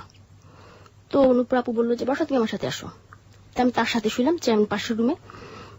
তো সে আমার রাত্রেবেলা শুয়ে বলতেছে বর্ষা তুমি ড্রিঙ্ক করো? তো আমি যেহেতু আগে একবার করছি বা আরও করছি ওখানে, আমি বলছি যে হ্যাঁ একটু একটু করি। তো বললো যে আচ্ছা তাহলে আমরা ড্রিঙ্ক করে আর কথা বলি। তো করতেছি তার সাথে, তখন সে বলতেছে আচ্ছা বর্ষা তুমি কি জানো তোমার এখানে কেন আনা হয়েছে? তো বললাম যে হ্যাঁ জানি। কি জন্য বলো? তুমি কি জবের জন্য? না, তোমার এখানে জবের জন্য আনা হয়নি। তা বললাম কিসের জন্য? তুমি এই যে দেখতেছো তোমার বস, এর সাথে তোমার সেক্স করতে হবে। তো এই কথাটা যখন শুনছি, শোনার পর মানে পুরো আকাশটা ভেঙে পড়ছে যে আবার সেই ভুল, মানে আবার সেই একই ইটা আমার উপর আবার আসবে, যেটাতে আমি ভুলেই গেছি। তো এমন একটা সিচুয়েশন যে আমি এখান থেকে আসতেও পারবো না, বা দেখা গেছে এখান থেকে যদি চলে আসি আমি, হয়তো চেয়ারম্যান অনেক কিছু একটা বলবে যে তার টাকা পয়সা নিয়ে বা এই ধরনের কিছু একটা বলবে, সে বলাটা অস্বাভাবিক কিছু না। তো তুমি কি করবা? তুমি বললাম যে কি করবো মানে তাহলে আপু যেহেতু তুমি আমার বোনই ডাকছো, তুমি তারা বলো যে আমি এটা করবো না। তো বলতেছে দেখো এটা তো হবে না, তারপরও একটু মানাই নিও কেমন, সেটা আমারে বললো যে একটু মানাই নিও। এই কথাটা বলার পর সে আমার তার রুমে দিয়ে আসলো। দিয়ে আসার পর দেখি চেয়ারম্যান শুয়েছে, আমি পাশেই বসার পরে সে বলতেছে কি ব্যাপার, ভালো লাগছে এই যে আসছো এই পর্যন্ত, কেমন দেখলা? আমি কি জি ভালো দেখছি। তো বলতেছে যে বসে আছে কেন, আসো এখানে সব। তো তাই আমি বলতেছি দেখেন আপনি তো আমার অনেক বড়, তারপর আমি আপনাকে চাচা ডাকছি, তো নুপুর আপাকে আমাকে যেটা বললো সেটা কিভাবে সম্ভব? তো সে বললো যে কেন, তোমার ওই মহিলা কিছু বলে নাই? আমি বললাম যে হ্যাঁ বলছে, সেটা জবের ব্যাপারে, কিন্তু জবটা যে এটা আমি সেটা বুঝিনি।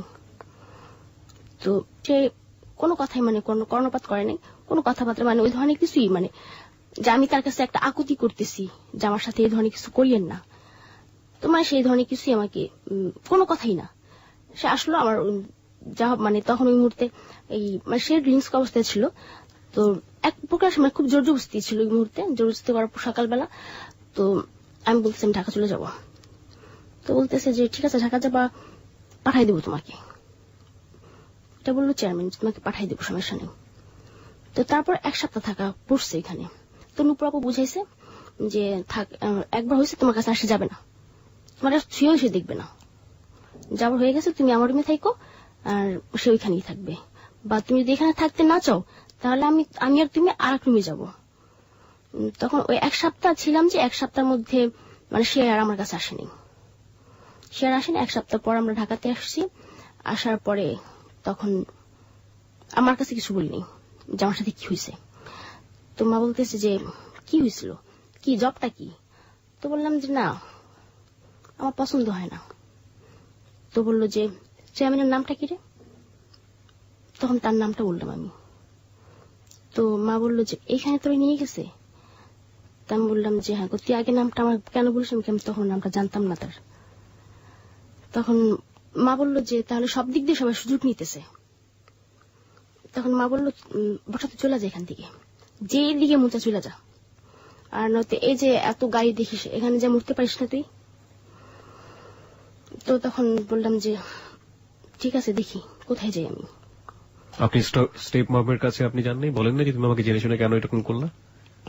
অ্যাকচুয়ালি কি মানে আমার সাথে যে এত ঘটনা ঘটা হয়েছে আমি কখনো কারো কাছে মানে জিজ্ঞাসা করিনি যে কেন আমার সাথে এগুলা করছো।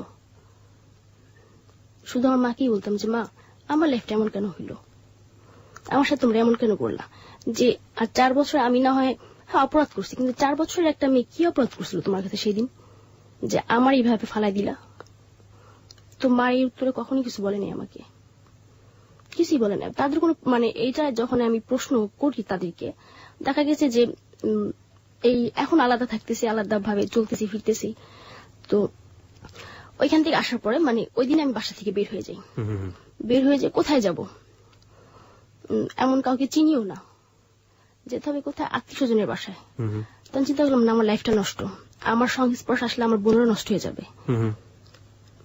তো কোথাও গেলাম না, চলে গেলাম সেই নুপুরাপুর বাসায়। তার বাসা ছিল গোড়ানে। তো সেখানে চলে গেলাম, চলে যাওয়ার পরে উনি কি করতেন, ওনার কাজ কি? আপনি যে নুপুরের কথা বলছেন, তো এই নুপুর কি করতো? ওর মানে এইটা ছিল বিজনেস, মানে এই মেয়ে দিয়ে ও বিজনেস করতো, এক কথা দেহ ব্যবসা। মানে মেয়েদেরকে পড়ায় ও নিজেও করতো আর অন্যান্য মেয়েদেরকে দিয়েও করাতো। ওকে, তো আপনি সেই নুপুরের কাছে গেলেন? কারণ আমি ভাবলাম যে এখন যেহেতু আমি একটা নষ্ট একটা লাইফে চলে আসছি, বা দেখা গেছে আমার সঙ্গে পড়ছে আমার যে বোনেরা থাকবে এরাও হয়তো একদিন ব্যাপারটা বুঝবে, বা দেখা যাবে যে আমারই একবার ইচ্ছা জাগবে যে ওদেরকে আমি নিয়ে যাই, মানে এসব চিন্তা ভাবনা করে আমি চলে গেলাম সেই নুপুরাপুর কাছে। তো তখন আমার অনেক জায়গায় নিয়ে গেল, অনেক ভালো ভালো জায়গাতে নিয়ে, ভালো ভালো জায়গা কি এটার মানে অনেক মানে খুব হাই সোসাইটি। আমরা একটু সিরিয়ালি শুনতে চাই, অল্প অল্প করে, যেহেতু আমাদের হাতে অনেক সময় আছে। আপনি যাওয়ার পরে কি হলো আমরা ধারাবাহিক ভাবে শুনতে চাই। যাওয়ার পর তাকে বললাম ব্যাপারটা যে এই আপু এখন আমি চলে আসছি বাসা থেকে। তো সে আমাকে খুব আদর যত্ন করতেছে। হ্যাঁ আসে বসতো, হ্যাঁ ভালো করছে এসে বসছিস। আপনাদের কি পারিবারিক অবস্থা খারাপ ছিল, ইকোনমি খারাপ ছিল? না মোটেও না। আপনার বাবা কি করতেন? আমার বাবা এই দয়াগঞ্জে রিক্সা গিয়েছিল, এবং তার ওই সময় তার প্রায় 50টার উপর রিক্সা ছিল। 50টার উপরে রিক্সা ছিল তার। শুধু মানে ওই যে আন্টির ছেলে মেয়ে হয় না, এই কারণে আমাকে ওইখানে পাঠানো। ওকে, আর কিছু তার মানে আর্থিকভাবে কোনো সমস্যা আপনাদের ছিল না? কোনো সমস্যা ছিল না। ওকে, যান। তারপর সে বললো যে হ্যাঁ থাকা দরকার নাই, ওর বাবা মার কাছে না থাকলে কি হবে, এটা সেটা। কারণ সে যেহেতু একটু তো জানছে যে আমার স্টেপ মাদের আমাকে এখানে নিয়ে গেছে। ওকে, তো হ্যাঁ এরকম এখানে থাকার দরকার নেই, এখানে থাকিস, মনে করবি আমি তোর মার মতো, আর আমি তো তোর কমাদর করি না। তো ওইখানে থাকলাম কয়েকটা দিন মানে ওইখানে প্রায় মাসখানেক ছিলাম ওইখানে। আমি থাকার পরে মাতো সে সন্তান নষ্ট হয়ে, তারপর সে সন্তান তার কাছে মামাকে এখান থেকে নিয়ে আসছে আবার বাসায়।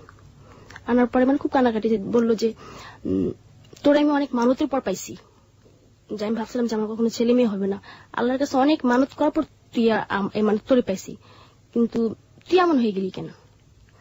মানে সেই দিনে তার প্রশ্ন করছিলাম যে 4 বছর বয়সে আমি কি করছিলাম, আমি যে এমন হয়ে গেছি, যে 4 বছর বয়সে আমি কি করছিলাম, আমার কেন পাঠাচ্ছিল এখানে। আমার কি কখনো সাত জাগে নাই যে আমি আমার মার কাছে যে শুয়ে আমার মার বুক একটু মাথা রাখি, কেন করছিল এটা আমার সাথে। তো মা কোনো কথা বলে না।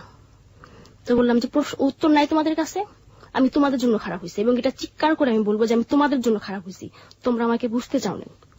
যে আমি যখনই বলছি তোমরা ভাবছো যে আমি মিথ্যা কথা বলি, আমি মিথ্যাবাদী।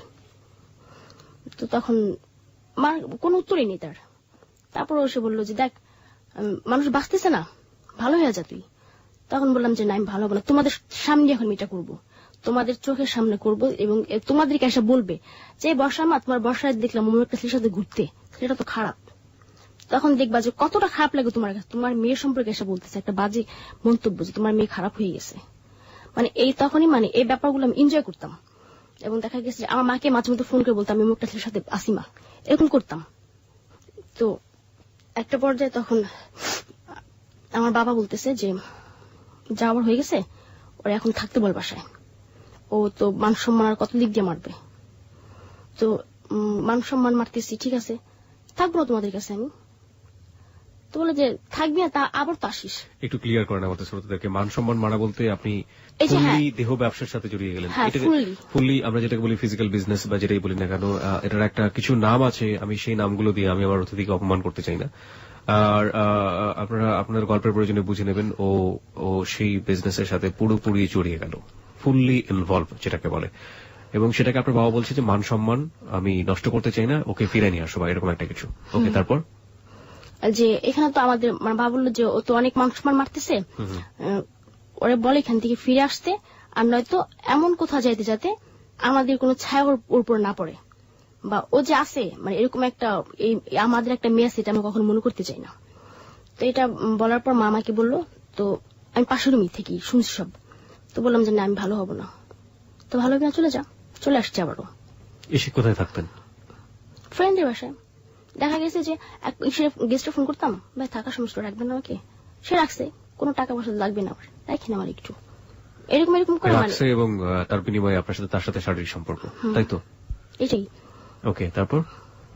তো এরকম থাকতাম। তারপরে মানে হঠাৎ একটা ছেলের সাথে আমার পরিচয় হলো। ছেলেটা বললো যে বিয়ে শাদী কিছুই না, মানে সে থাকবে হচ্ছে গিয়ে এক কথা আমি দেহরক্ষিতা যেটা বলা হয়, লিভ টুগেদার বা যেটা লিভ টুগেদার, হ্যাঁ লিভ টুগেদার, এরকম ভাবে সে আমাকে রাখবে। ঠিক আছে রাখো। তো আমার একটা স্থান হইল। তো ছেলেটার নাম হচ্ছে রবিন, ওর ওয়াইফ আছে, আমাকে একটা বাসা নিয়ে দিল। কিছু ফার্নিচার কিনে দিছে। আর যেহেতু আমি এই লাইনের মধ্যে আসি, মানে এই সেক্সুয়াল লাইফটার মধ্যে আসি, তো আমার অনেক ভালো ভালো লোক আছে, টাকা পয়সা আছে, মানে ও চাচ্ছিল কি মানে আমাকে দিয়ে মানে ওর স্বার্থ সিদ্ধি করা। ওকে, রবিন ছেলেটা স্বার্থ সিদ্ধি করা, মানে আমার এখান থেকে টাকা পয়সা নেবে, এটা চাচ্ছিল।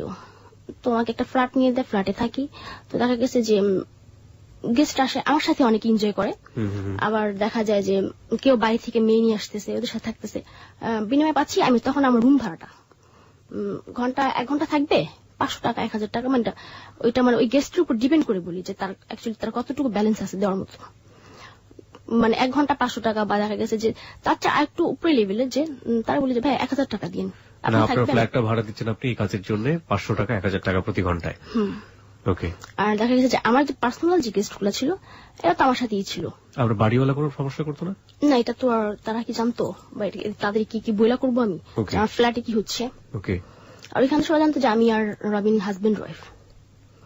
তো যখন আমি বুঝতে পারলাম যে আমি এখানে মানে ওইখানে, তখন আমার মান্থলি ইনকাম ছিল একদম না হলে 1 লাখ টাকার উপরে, একদম না হলেও। হ্যাঁ, এই আদার সবকিছু মিলে, অন্যান্য মেয়ে বা আমি নিজে সবকিছু মিলে, মানে ওই মেয়েদের টাকা পয়সা দেওয়ার পরও তার কাছে যে মান্থলি একদম 1 লাখ টাকার উপরে মানে ইনকাম হচ্ছে বাসাতে, কিন্তু আমার ব্যালেন্স থাকতেছে না 1 টাকাও। আমি ওইখান থেকে 50 টাকা যদি খরচ করতে যাই, সেটা রবিনের কাছ থেকে আমার বলে নিতে হয়। আর রবিন করতো কি, সকালে আসতো বাসায়, আসার পরে কি কি লাগবে আমার এটা জিজ্ঞাসা করতো, বাচ্চা টাচা করে দিত। তারপরে আবার আসতো সন্ধ্যায় আসার পরে সে মানে কে কে আসছে, কি হয়েছে, কত টাকা হয়েছে, টাকাগুলো নিয়ে সে আবার চলে যেত। আবার আসতো রাত 11টায়, কিছু হয়েছে, টাকা পয়সা থাকলে সব নিয়ে যেত, এ পর্যন্তই। তো পর যখন বুঝতে পারলাম যে অ্যাকচুয়ালি আমি এখানে থাকলে কিছুই হবে না আমার, এর মধ্যে রবিন করলে কি মানে ও রবিনের চোখে মানে একটা জিনিস খারাপ লাগলো যে বর্ষা কেন একটা লোকের সাথে থাকবে। তখন আমাকে বারণ করলো ব্যাপারটা, যে তুমি এটা করো না। তো ঠিক আছে, আমি রবিনের কথা মতো আমি আর এটার সাথে তখনই করতাম না। রবিন বললো যে যত টাকা অফার করুক তুমি এটার মধ্যে যাবা না, আর যদি কেউ জোরও করে আমারে জানাবা। তো আমি মানে আমার যে গেস্ট মানে ছিল, তখন বললাম দেখেন আমার তো বিয়ে শাদী হয়ে গেছে, তো এখন তো আর আমি এটার মধ্যে পারতেছি না। তখন দেখা যাচ্ছে অনেকে মানতেছে, অনেকে আসতেছে না কথা শোনার পরে। তো তারপরে ওই রবিন আমার মানে এটা থেকে একটু বিরত রাখার পর তখন ওই অন্যান্য মেয়েরা আসতো আমার বাসায়, কিন্তু এদেরকে দিয়ে করতাম। কিন্তু পরে যখন বুঝতে পারলাম যে রবিন অ্যাকচুয়ালি আমাকে এটা অন্য কাজে ব্যবহার করতেছে, যে আমাকে ভালো তো দূরের কথা, ভালো তো বাসেই না, ও আমাকে মানে ওই হিসাবেই দেখতেছে, ওই হিসাবেই রাখতেছে, যে আমাকে কখনো বিয়েও করবে না। তখন মানে ওইখান থেকে চলে আসছি আমি, একদম সবকিছু ফালায় এক কাপড় এখান থেকে চলে আসছি। পর রবিন ফোন করছে, আয়সা পড়ো, কি করবা, তোমার কষ্ট হবে রাস্তায় থাকতে, বাইরে কেন থাকবা, তো এগুলা বলতো। কত মাস ছিলাম ওখানে রবিনের সাথে ছিলাম তখন 2010-এ প্রায় 6-7 মাস এরকম। ওকে। তারপরে এখান থেকে চলে আসছি। রবিনের মধ্যে একটা ঘটনা ঘটছে যে আমাদের গ্রামের একটা ছেলে, ওর নাম হচ্ছে গিয়ে মেহেদী হাসান সাহেব, মানে ছেলেটা আমাকে খুবই পছন্দ করতো, কিন্তু কখনো বলতো না যে আমাকে পছন্দ করে বা ভালোবাসে, ও জানতো আমার এই ব্যাপারে। আমার কথা হচ্ছে গিয়ে যে আমার সাথে যদি ফ্রেন্ডশিপ করতে আসে, আগে আমার ব্যাপারটা তোমার জানতে হবে, আমি কে, আমি কি করি, পরে আরেকজনের কাছে শুনে আমাকে বলবা, তা হবে না। আমি ইচ্ছাকৃত বলতাম যে আমি কিন্তু করদাল, বন্ধুত্ব করবে না আমার সাথে, এটাই বলতাম। তো সাহেবের সাথে আমার পরিচয় আমাদের গ্রামে গিয়ে, তো সাহেব যখন আমার সাথে ফ্রেন্ডশিপ করতে চায়, তখন বলছি ভাইয়া একটা কথা বলি, করদাল বুঝেন? তো বললো যে হ্যাঁ বুঝি। আমি আমার কথা বলবো এটাও বুঝে নেই। তো বললাম যে ভাই আমি করদাল, আমি সেক্স করি, বুঝতে পারছেন, আমার পেশা সেক্স। আপনি কি আমার সাথে সেক্স করতে চাচ্ছেন না অন্য কিছু, না শুধু বন্ধুত্ব করুন, সেটাকে বলেন। তো মানে সাহেব তখন একটু ওই হয়ে যায় যে এটা কি বলে মেয়েটা, যে ও সেক্স করে, তো অনেক সবাই একদম গোপন, কিন্তু ওদিক সরাসরি বলতেছে যে আপনি যে বন্ধুত্ব করতে চাচ্ছেন, আপনি বন্ধুত্ব সম্পর্কটা বুঝতেছেন যে বন্ধুত্ব কি, যে আপনি কি মানে সেক্স মানে বন্ধুত্ব মানে বন্ধু হয়ে পরে বলবেন সেক্স করবো, এই ধরনের কিছু। ভাই আমি কল আপনি সেক্সও করতে পারেন, যদি বন্ধুত্ব হন ফ্রেন্ডশিপ সম্পর্ক করতে চান, তাহলে কোনো ফিজিক্যাল রিলেশন সেখানে হবে না, স্টেপ বন্ধু। এটা আমি সাহেবরে বলছি। তো বলার পর সাহেব একটু মানে কথাগুলো শোনার পর তখন মানে ও মানে যে এত ভালো একটা মেয়ে কেন এরকম, ও তখন আমার কাছে ব্যাপারগুলো জানতে চাইলো। তো ওর কাছে ব্যাপারগুলো বলছি আমি। তো বলার পর বিয়ে করবে না, ভালোবাসে এ পর্যন্ত জানি যে আমার প্রচন্ড ভালোবাসে। তো রবিনের কাছ থেকে মানে এই রবিন যে আমাকে ব্যবহার করতেছে, এটা ওই আমাকে বললো যে বর্ষা তুমি এখান থেকে চলে আসো, তুমি গ্রামে থাকো, তোমার সম্পূর্ণ খরচ আমি দেবো, তোমার যেইখানে যা লাগে সবকিছু দিব। This track was downloaded from FusionBD.com. তখন ওর কথা মতো আমি বাড়িতেও আসছি। আসার পরে তখন রবিন বারবার ফোন করতেছে, আয়সা পড়ো। ও সাহেবের ব্যাপারটাও আবার রবিন জানতো যে সাহেব আমাকে খুব পছন্দ করে। তো রবিন বললো ফোন করে যে সাহেব তোমার কখনই বিয়ে করবে না বর্ষা। আমি তুমিও তো করবা না, করবা বিয়ে আমারে, তাহলে বলে আমি এসে পড়ি। তো বলতেছে যে তুমি তো জানোই আমার ওয়াইফ আছে, মেয়ে আছে, আমি কিভাবে করি, তাহলে রাখছিলা কেন? তাহলে কি মানে শুধু এইটাই ছিল কারণ যে আমার দিয়া তুমি আমার ইউজ করতেছো টাকা পয়সার কারণে? তো বলতে তুমি আমার কত টাকা পয়সা দিছো, তোমার সব ফিরিয়ে দিব, তারপর তুমি চলে আসো। মানে এটা হইতেছে মানে এই কথাগুলো বলে নিয়ে আজকে রেখে টর্চিং করবে আমাকে, এই ধরনের কিছু একটা। তো পরে আমি যাইনি রবিনের কাছে। তো ও সাহেব আমাদের বাসা প্রতিদিন আসা যাওয়া করে। তো মা বললো যে সাহেব এরকম আসা যাওয়া করে, এটা ঠিক না। আর সাহেব হচ্ছে কি আমাদের গ্রামের উপজেলা চেয়ারম্যানের ছোট ভাই। তো যে ওদের ফ্যামিলি জানলে হয়তো একটু হবে, এই মানে তার কারণে গেছে যে সাহেব এখানে আসা যাওয়া করে। তো পরে বলছে যে ও যেন এখানে না আসে, সাহেব যেন এখানে না আসে। তো সাহেব ব্যাপারটা জানার পর সাহেব আসতো, মানে কেউ না দেখে এরকম ভাবে আসতো, এসা কথাবার্তা বলতে এই পর্যন্তই। কিন্তু মানে সাহেব কখনো ফিজিক্যাল রিলেশনের দিকেও আসে নাই। কোনো কথা হইতেছে যে আমি ওরে আস্তে আস্তে ফিরে আনবে পথ থেকে, এটা ছিল সাহেবেরই। পরে যখন আমি ঢাকা চলে আসি, ঢাকা আসার পর আবার ঢাকা চলে আসি আমি, তখন মার সাথে ঝগড়া লাগে। মার সাথে ঝগড়া ঢাকাতে চলে আসি। ঢাকাতে আসার পরে তো তার কয়েকদিন পর সাহেবও আসে। তখন আমি এসে ঢাকাতে এসে উঠি। মনি বলে একটা মেয়ে ছিল, ও এই বিজনেস করতো। আর ও করতো মানে হোটেলে উঠতো। ও সবসময় বাড়ি থাকতো, আর ওর বাসা থাকতো ছোট একটা বোন। তো আমি বললাম যে মনি তোর এখানে থাকতে হলে কি করতে হবে? তো বললো যে তুই আমার বাসা এটা কর বা না কর এটা আমার দেখার বিষয় না, কিন্তু পার ডে তুই আমার 100 টাকা করে দিবি বাসাতে। এটা বললো মনি আমাকে। তো আমি চিন্তা করছিলাম যা হয়তো আরো বেশি বলবে, 100 টাকা করে। তো আমি ওইখানে থাকলাম কয়েকটা দিন। থাকার পরে এখন সাহেব ঢাকা আসছে। সাহেব আসা বলতেছে তুমি কই? বললাম যে আমি তো বান্ধবী মনির বাসাতে আছি। তো বললো যে আমি কি এখানে আসতে পারি? তো আমি বললাম যে না, এই জায়গাটা ভালো না। কি হয় এখানে? এখানে সেক্স হয়, আপনি জানেন না এখানে কি হয়? আমি কি করে আপনি জানেন না? তো বলতেছে যে তাহলে অন্য কোথাও দেখা করি, কিছু কথা ছিল। তারপরে ও নিয়ে গেল ওর এক কেমন দুঃসম্পর্কের আন্টি না কি হয় সেখানে নিয়ে গেল। নিয়ে যাওয়ার পরে অনেক কথাবার্তা বুঝাইলো আমাকে। দেখো সে তো তোমার মা, আর সে তো তোমার ভালোর জন্য তোমাকে বকা দিছে। আর কোন মা কি চায় যে তার সন্তান খারাপ হয়ে যাক? তো অনেক বুঝাইছে। তারপর আমি আসিনি, এখান থেকে আসি নাই। তো সাহেব পরে বিয়ে করলো। সাহেব মানে কখনো আমার বলে নেই যে আমি তোমার বিয়ে করবো, বা এই যে আদার্স এই যে অনেক ছেলেরা আসে, মানে অনেক আসে, অনেক অহরহ ছেলে আসতেছে আমার কাছে, দেখতে অনেক সুন্দর, আমার খুব প্রশংসা আমার সামনে বৈশা। তারপরে মানে এই সেক্স করার আগে, আমার সাথে সেক্স করার আগে বলো তুমি এগুলা সেরা দাও, তুমি এত একটা ভালো মেয়ে, কেন এগুলা করতেছো? এতই টাকা পয়সা আমার কাছে এসে পড়ে, আমি তোমার রাখি, এটা সেটা। এই যে এখন যে বর্তমান, মানে এখন এই বর্তমানটা বলতেছি আমি এখন বিশাল একটা সমস্যার মধ্যে আছি। বলছি প্রথমে যে আমার মা মারা গেছে। তো এই না এটা আমাদের লিসনাররা জানে না, আপনি একটু প্রমাণ নিয়ে আসেন। তো আপনি যেটা বলছিলেন যে আপনার ছেলেরা এসে বলে এটা করে ওটা করে, যে ওই ছেলেরা মানে অনেক অহরহ ছেলে আসতেছে এবং সবাই মানে বলে যে ভালো হয়ে যাও, কিন্তু ভালো হওয়ার পেছনে যে একটা মানুষের দরকার, আমার পেছনে যে একটা গাইডের দরকার, বা এখন ভালো হইতে হইলে আমার একটা হাজবেন্ড প্রয়োজন আমার, কিন্তু সেটা মানে এই সংঘটাকে দিতেছে না। ভালো হয়ে যাও এই পর্যন্তই, বর্ষা ভালো হয়ে যাও, আমি দেখবো তোমারটা। কিন্তু পরে ফোন দিয়ে হ্যালো ভাইয়া কই, আমি বিজি, বর্ষা পরে ফোন দিও, এই পর্যন্তই। তো এই এখন যে বর্তমানটা, গত 9 ডিসেম্বর 2012 আমার মা মারা গেছে, আমি ঢাকাতে। এবং আমি যখন খবরটা শুনি তখন আমি গেস্টের সাথে বসে কথা বলতেছি। এর মধ্যে আমার বাবা মাকে ফোন করছে যে বর্ষা কই তুই? বললাম তো বাইরে। কেন, কি হয়েছে? তো বলতেছে যে তোর মা খুব অসুস্থ, তোরা দেখতে চাইতেছে, আইসা পড়। তো অসুস্থ তখনই আমার কাছে একটুই লাগছে যে মা অসুস্থ, আমার দেখতে চায়, কখনই না, হয়তো আমার মা নাই। তখন আমি বলছি আব্বা মার কিছু হয়েছে? তো বলছে আর না, তোর মা অনেক অসুস্থ, তুই আসা পড়, তোর বড় আপা আসবে, তোর বড় মা আসবে, ওদের সাথে আসা পড়। তো আমি বললাম আমার বড় আপার ছেলে মানে সামনে পরীক্ষা। তো বলতেছে ওর তো পরে অভি তো পরীক্ষা, অভি কিভাবে আসবে, ওরা আসবে না। তো বলতেছে ওরা আসলে আসুক, না আসলে আসুক, তুই চলে আয়। তো আমি বাসায় গেছি, বড় আপার বাসায় গেছি। বড় আপার বাসায় যাওয়ার পরে বড় আপা বলতেছে কিরে আম্মা কি অনেক অসুস্থ? এটা বড় আপা আমার বলতেছে, বড় আপার কাছে বলা হয় না যে আমার মা মারা গেছে। বললাম যে এরকম ভাবে তো কখনো বলে নাই, মনে হয় মা খুব অসুস্থ, চল দেখে আসি যা। তো বড় আপা আমরা সব একসাথে গেছি।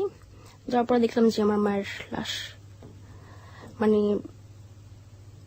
মারে ঘৃণা করতাম না, ভালোবাসি, প্রচন্ড ভালোবাসি তারে, এখনো ভালোবাসি। আর আমি মনে করি যে আমার লাইফ থেকে কিছু একটা হারিয়ে গেছে আমার। যে আগে মানে যতই খারাপ করছে, একজন ফোন করে আমাকে জিজ্ঞাসা করছে বর্ষা কই আছিস মা, ভালো মতো চলিস। কিন্তু এখন সে বলার মতো লোকটা আমার নাই, যে আমি খারাপ করলেও সে আমার বলছে। তো এখন যে প্রবলেমটা, এই যে এখনো এই যে 31st নাইটে বিশাল বড় লোকের ছেলেরা আসছে আমার কাছে, সেক্স করার জন্য আসছে। মানে সেক্স করার আগে বলতেছে বর্ষা তুমি শুনলাম তোমার নাকি থাকার খুব সমস্যা ঢাকার শহরে। হ্যাঁ ভাই থাকার খুব সমস্যা। কোথায় আছো এখন তুমি? আমার বড় আপার বাসায় আছি, ওইখান থেকে আমার বিহিত সমস্যা। কেন সমস্যা? আমার বড় আপা যেহেতু একটা ভালো মেয়ে, সে কখনই চায় না যে তার বাসা থেকে একটা মেয়ে এরকম বারবার বের হোক। আর বারবার একটা মেয়ে যদি বের হয় তাহলে এটা ভালো চোখে কেউই দেখে না, এমনি বুঝতে পারে। তো বলতেছে কোনো সমস্যা নেই, আমরা বাসা নিয়ে দেব, নিয়ে দিতেছে এই পর্যন্তই, ওই 31st নাইট পর্যন্তই তাদেরই। আজ পর্যন্ত ফোন করে জিজ্ঞাসা করেন বর্ষা কেমন আছে। গেস্ট পার্সপেক্টিভ থেকে এটাই হওয়া স্বাভাবিক বর্ষা, এটা নিয়ে আমাদের কোনো দ্বিমত নেই। কিন্তু আপনার জায়গা থেকে আমাদের প্রশ্নগুলো হচ্ছে, আপনার গল্প কি এখানেই শেষ নাকি আপনি আরো কিছু কন্টিনিউ করতে চান? না এখানেই শেষ। মানে আমি যেটা এখানে এসে বোঝাতে চাইলাম যে আমার কোনো ভুল ছিল না। মানে আমি যে গল্পটা বলছি আমার লাইফে, আমার এখানে যদি ভুল থাকে আপনি বলতে পারেন যে না বর্ষা তোমার তলায় এইখানে ভুল ছিল। আই হ্যাভ সাম কোয়েশ্চেন্স, আমার আপনার কাছে কিছু প্রশ্ন আছে। প্রথম কথা হচ্ছে যে হ্যালো 8920 স্টোরিটা এতটা ছোট হবে আমি চিন্তা করি নাই। ঠিক আছে, ছোট হয়েছে, স্টোরি আসলে স্টোরি, জীবনের গল্প যা তাই। প্রথম কথা হচ্ছে আপনি এখনো এই লাইফের সাথে জড়িত।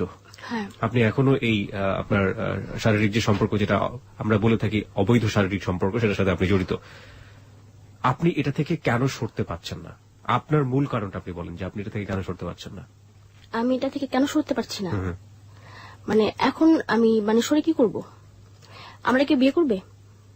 মানে সাপোজ একটা ছেলে আমাকে না জানিয়ে বিয়ে করলো, কিন্তু আদার্স যারা আছে এরা কিন্তু বলে দিবে, একদিন না একদিন বলবে যে এই বর্ষা এরকম ছিল, তখন সেটা আমার সাথে ঘর করবে?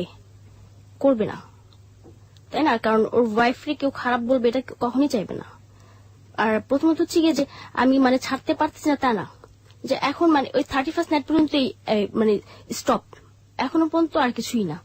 এই যে ঘুরতেছি, বাসা আপার বাসা থাকতেছি, বাবা বলতেছে যে লাইফে তো অনেক দেখছিস, কি পাইছিস? কিছুই পাস নাই। আমার এই ব্যাপারটা আমি আমার ফ্যামিলির সবাই কাছে বলছি এবং এটা খুব বড় গলা হচ্ছে, আমি না খারাপ হয়ে গেছি, ছেলেদের সাথে আমি না মেলামেশা করি। কেন করি জানিস? আমার মা বাবার কারণে। তারা আমার বিশ্বাস করেনি এবং তারা নিজেরাই তুলে দিচ্ছে আমার খালা খালুর হাতে যে নষ্ট করে দিন ওরে। তখন আপা এই বুঝায় যে এগুলো লাভ নেই, ভালো হয়ে যা, বা তোর এখনো তোর বয়স এমন না যে তোরা দেখলে বুঝাতে অনেক বয়স, তাও না, আর তুই স্কুলে ভর্তি করে দিই, আমি আমার টাকায় তুই পড়াশোনা কর, এখনো তারা বলে। কিন্তু আমি ভাবি যেটা, যে আমার এই নষ্ট লাইফটার কথা যখন আমার হাজবেন্ড জানবে তখন সে কি করবে, বা আমি আমার হাজবেন্ডকে কি দেব, কি আছে দেওয়ার মতো? এই 4 বছরে আমি না হলে হাজারো লোকের সাথে মেলামেশা করছি, হাজারো লোকের সাথে। যখন সেটা জানবে যে আমার বউ আর এক হাজারো লোকের সাথে মেলামেশা, তখন সে আমার রাখবে? ওকে, আমাদের উত্তর নেই, আমার কাছে স্পেশালি কোনো উত্তর নেই, আমি লিসনারদের উপর ছেড়ে দিতে চাই। আপনি আমাকে বলেন তো আপনার ফিলিংসটা কি হয় ওই মুহূর্তে, আপনি যখন হাজারো ছেলেদের সাথে মেশেন? আমার কোনো ফিলিংস নেই। তাহলে আপনি কেন মেশেন? আমার কোনো ফিলিংসই নেই, এই কাজটাতে কোনো ফিলিংসই নেই আমার। আমার শুধু ফিলিংস একটাই, আমার টাকা, এটাই আমার ফিলিংস। কত টাকা রোজগার করেন এখন আপনি প্রতি মাসে? এখন ওই যে এখন একদম কম করে হলো 50,000 টাকা। কম করে হলো 50,000 টাকা আপনি রোজগার করেন। It's a big amount of money আপনার জায়গাটা থেকে। সো আপনি তো ইচ্ছে করলে যতদিন যাবত এই পেশাতে আছেন আপনি কিছু টাকা সেভ করে হলো ভালো রাস্তায় চলে আসতে পারতেন। আপনি কি সেটা করেছেন? না, আমি তো কোনো টার্গেট নিয়ে নামি নাই, যে আমি একটা টার্গেট আছে যে না আমি এত বছর এই কাজটা করবো, করে ভালো হয়ে যাব। আমি এই ধরনের কোন টার্গেট নিয়ে নামি নেই। বা আমি যখন এই যে টাকা পয়সা যাই পাইতেছি, এখন 2,000 টাকা দিচ্ছে আমাকে একজন, ওটা তখনই শেষ। আসছি থেকে রাস্তাতে দেখা গেছে যে এটা সেটা বন্ধু বান্ধব কিনে এটা শেষ। আপনি ড্রিঙ্কস করেন? হ্যাঁ, আপনার কথা শুনে বোঝা যাচ্ছে আপনি ড্রিঙ্কস করেন। আর আপনি যে অ্যামাউন্টের মানি পান সেটা আসলে আপনার ব্যয় হয় কিভাবে? ড্রিঙ্কস করে, বাটি করে, এসব করে? ড্রিঙ্কস করি, আমি ড্রিঙ্কস করি, ইয়াবা সেবন করি, এই ইয়াবাটা কন্টিনিউ। ইয়াবার পেছনে আপনার কত টাকা যায় প্রতি মাসে? প্রতিদিন না হলেও 3,000 টাকা যায়। ইয়াবার না হলেও ইয়াবার পেছনে 10টা ইয়াবার দাম 3,000 টাকা, যদি ভালো কোয়ালিটি আনতে যাই। এটা আপনাকে কি দেয়? এই ইয়াবারটা আপনাকে কি দেয়? যারা বিক্রি করছে তারা দেয়। না না, আপনার বেসিক্যালি খাওয়ার পরে আপনি কি পান? কি পাই? কিছুই না। আপনি লাস্ট কখন খেয়েছেন ইয়াবা? এখানে আসার লাস্ট আগে কতক্ষণ আগে খেয়েছেন, বা সময়টা মনে করতে পারবেন? 6টা। আমি তো আমাদের লিসনারদেরকে বোঝাতে পারছি না, ওকে সামনে থেকে দেখলে বুঝতে পারতেন যে ও কি পরিমাণ হাত পা ছড়াছড়ি করছে, এবং ওকে দেখে বোঝা যাচ্ছে আসলে ও কতটা এনার্জেটিক, যেটা ওর শরীরের সাথে বা ওর চেহারার সাথে কোনো মিল নেই, কিন্তু ওকে এতটা বেশি এনার্জেটিক আমি এখন পর্যন্ত বুঝতে পারি না যে কেন এটা হলো আমার শরীরে। আমি আসলে এখন বুঝতে পারছি তার পেছনের কারণটা কি। তাহলে আপনি ড্রাগ নিচ্ছেন, আপনি ইয়াবা ছাড়া অন্য কোনো কিছু কখনো সেবন করেছেন বা কোনো কিছু নিয়েছেন? না, শুধু ইয়াবা। প্রথম থেকেই আপনি ইয়াবা নিচ্ছেন? এটা কিভাবে, এই ইয়াবার সংস্পর্শে আপনি কিভাবে আসলেন? কে দিল আপনাকে? ইয়াবার সংস্পর্শে আসছে যে মানে জাপানি ছিল ছেলেটা, ও থাকে হচ্ছে গিয়ে মোহাম্মদপুরে। তো তখন মানে ইয়াবাটা তেমন না, মানে মিডিয়াতে প্রকাশ হয়নি তখনও। আচ্ছা, মানে তখন না, সেটা তো অনেক আগের কথা, মানে মিডিয়াতে প্রকাশ হয়েছে সেটা 2004-এ, তখন তুমি খুবই ভালো একটা মেয়ে। না তখন মানে আমি জানি না যে ইয়াবা বলতে কিছু একটা আছে। তো আমার বাসার গেস্ট আমার সাথেই থাকতো সবসময়, আর ওই আমার বলছে যে একটা ট্যাবলেট আছে ইয়াবা নাম, এটা খাইলে অনেকক্ষণ সেক্স করা যায়, এটা বলছে আমাকে। তো আমি বললাম যে ঠিক আছে নিয়ে এসো, দেখবো কেমন। তো দেখলাম যে মানে লাল লাল ট্যাবলেট, বাতের ট্যাবলেটের মতো। তো কিভাবে খাইতে হবে, তো ওই যে ফয়েল পেপার বের করলো, লাইটার মাইটার সব বের করলো, বের করে দেখালো যে এভাবে খাইতে হয়। তো তখন আমি বললাম যে আমি তো কখনো সিগারেটও খাইনি, আমি এটা টান দিতে পারবো না। তো বললো যে ঠিক আছে, এইভাবে যদি খাইতে না পারো সমস্যা নেই, তুমি কফির সাথে খাও, তো একই রকম ফিলিংস পাবা, এটা বললো। তো ওই প্রথম আমি ইয়াবা খাই। ইয়াবা খাওয়ার পর মানে ওই দিন আমি ওর সাথে 3টা ইয়াবা খাইছিলাম, প্রথম একদম ফার্স্ট ইয়াবা খাওয়ার পর। তখন আমার কাছে মনে হলো যে একদম সবচেয়ে পৃথিবীর মধ্যে বাজে নেশা হইতেছে এটা। ঘুম নাই, খাওয়া দাওয়া নাই, এটা কি নেশা? যে একটা মানে একটা জিনিস খাইছে, মানে ড্রিঙ্কস করলে কিছুক্ষণ পর ঘুম এসে পড়বে, আর এটা খাইলে মানে 2-3 দিন কোনো ঘুম টুম কিছুই না, মানে খাওয়া দাওয়া কিছুই নাই, প্লাস দেখা যাচ্ছে ফেজের একটা অবস্থা অন্যরকম হয়ে যায়, যে তখন দেখলে বোঝা যায় যে একটা ও কিছু একটা খায়, মানে খুব বিশ্রী একটা অবস্থা হয়ে যায়। তো এটা মানে চিন্তা করতে অনেক দিন খাইনি। আমার ফার্স্ট আমি ইয়াবা খাই হচ্ছে গিয়ে 2010-এর শেষের দিকে মনে হয়, এরকমই হবে। আর তারপর থেকে আরেকটা ফ্রেন্ড ছিল, মানে ও মানে কন্টিনিউ ওর সাথে থাকতোই সবসময়, আর একটা পর্যায়ে মানে ওর সাথে আমার বেশ চলাফেরা ছিল শুধু ইয়াবাটার কারণে। আর এটা কোথায় পাওয়া যায় না পাওয়া তখন আমি জানতাম না, মানে এখন যেমন জানি জহর ওর ফোন দিলে আসতেছে, মানে তখন কিভাবে আসে এটা আপনার যদি বলতে কোনো সমস্যা না হয়? দেখা গেছে যে মানে ইয়াবা ব্যবসায়ী যারা আমাদের এলাকায় যারা আছে তাদেরকে ফোন দিলে ওরা এসে দিয়ে যায়। সো আপনার তাদের সবার সাথে কানেকশন? না, কানেকশন বলতে মানে ফিজিক্যাল রিলেশন না, হ্যাঁ ইয়াবা খাই এ পর্যন্তই। ওকে, তারা নিজেও কি এটা সেবন করে? অনেকে খায় অনেকে খায় না, মানে যাদের কাছ থেকে আমি নিতেছি, মানে আমি জানি যে একটা ডিলার, আমি ওর থেকে নেবো, কি করে না সেটা আমার দেখার বিষয় না। আপনি যদি না খান ইয়াবাটা তাহলে কি ফিলিংসটা হয়? আপনি কখনো গ্যাপ নিয়েছেন, বড় কোনো গ্যাপ? সেই সময়টা আপনার কি হতো, অনুভূতি কি হতো? কোনো অনুভূতি নেই।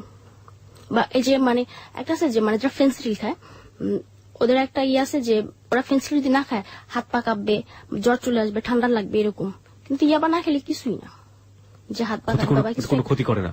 ইয়াবা না খাইলে কোনো শরীরের মধ্যে এমন কোনো? না না না, এটা আমার মধ্যে আমি দেখতেছি না। আপনার মধ্যে আপনি দেখেননি?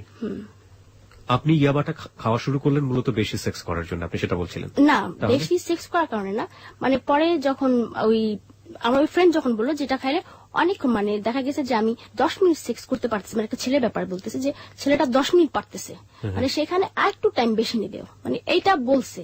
কিন্তু আমি যে এই পর্যন্ত মানে আজও পর্যন্ত যে ইয়াবা খাইতেছে আমি কখনো দেখি না যে এটা সেক্সের প্রতি কোনো এফেক্ট হবে, কোনো প্রভাব কিছুই না, এটা ফালতু একটা কথা। তাহলে আপনি কেন নেন এখন 10টা করে নিচ্ছেন? আপনি টাকা আছে নিতেছি, টাকা যেদিন থাকে না চুপ বসে থাকি,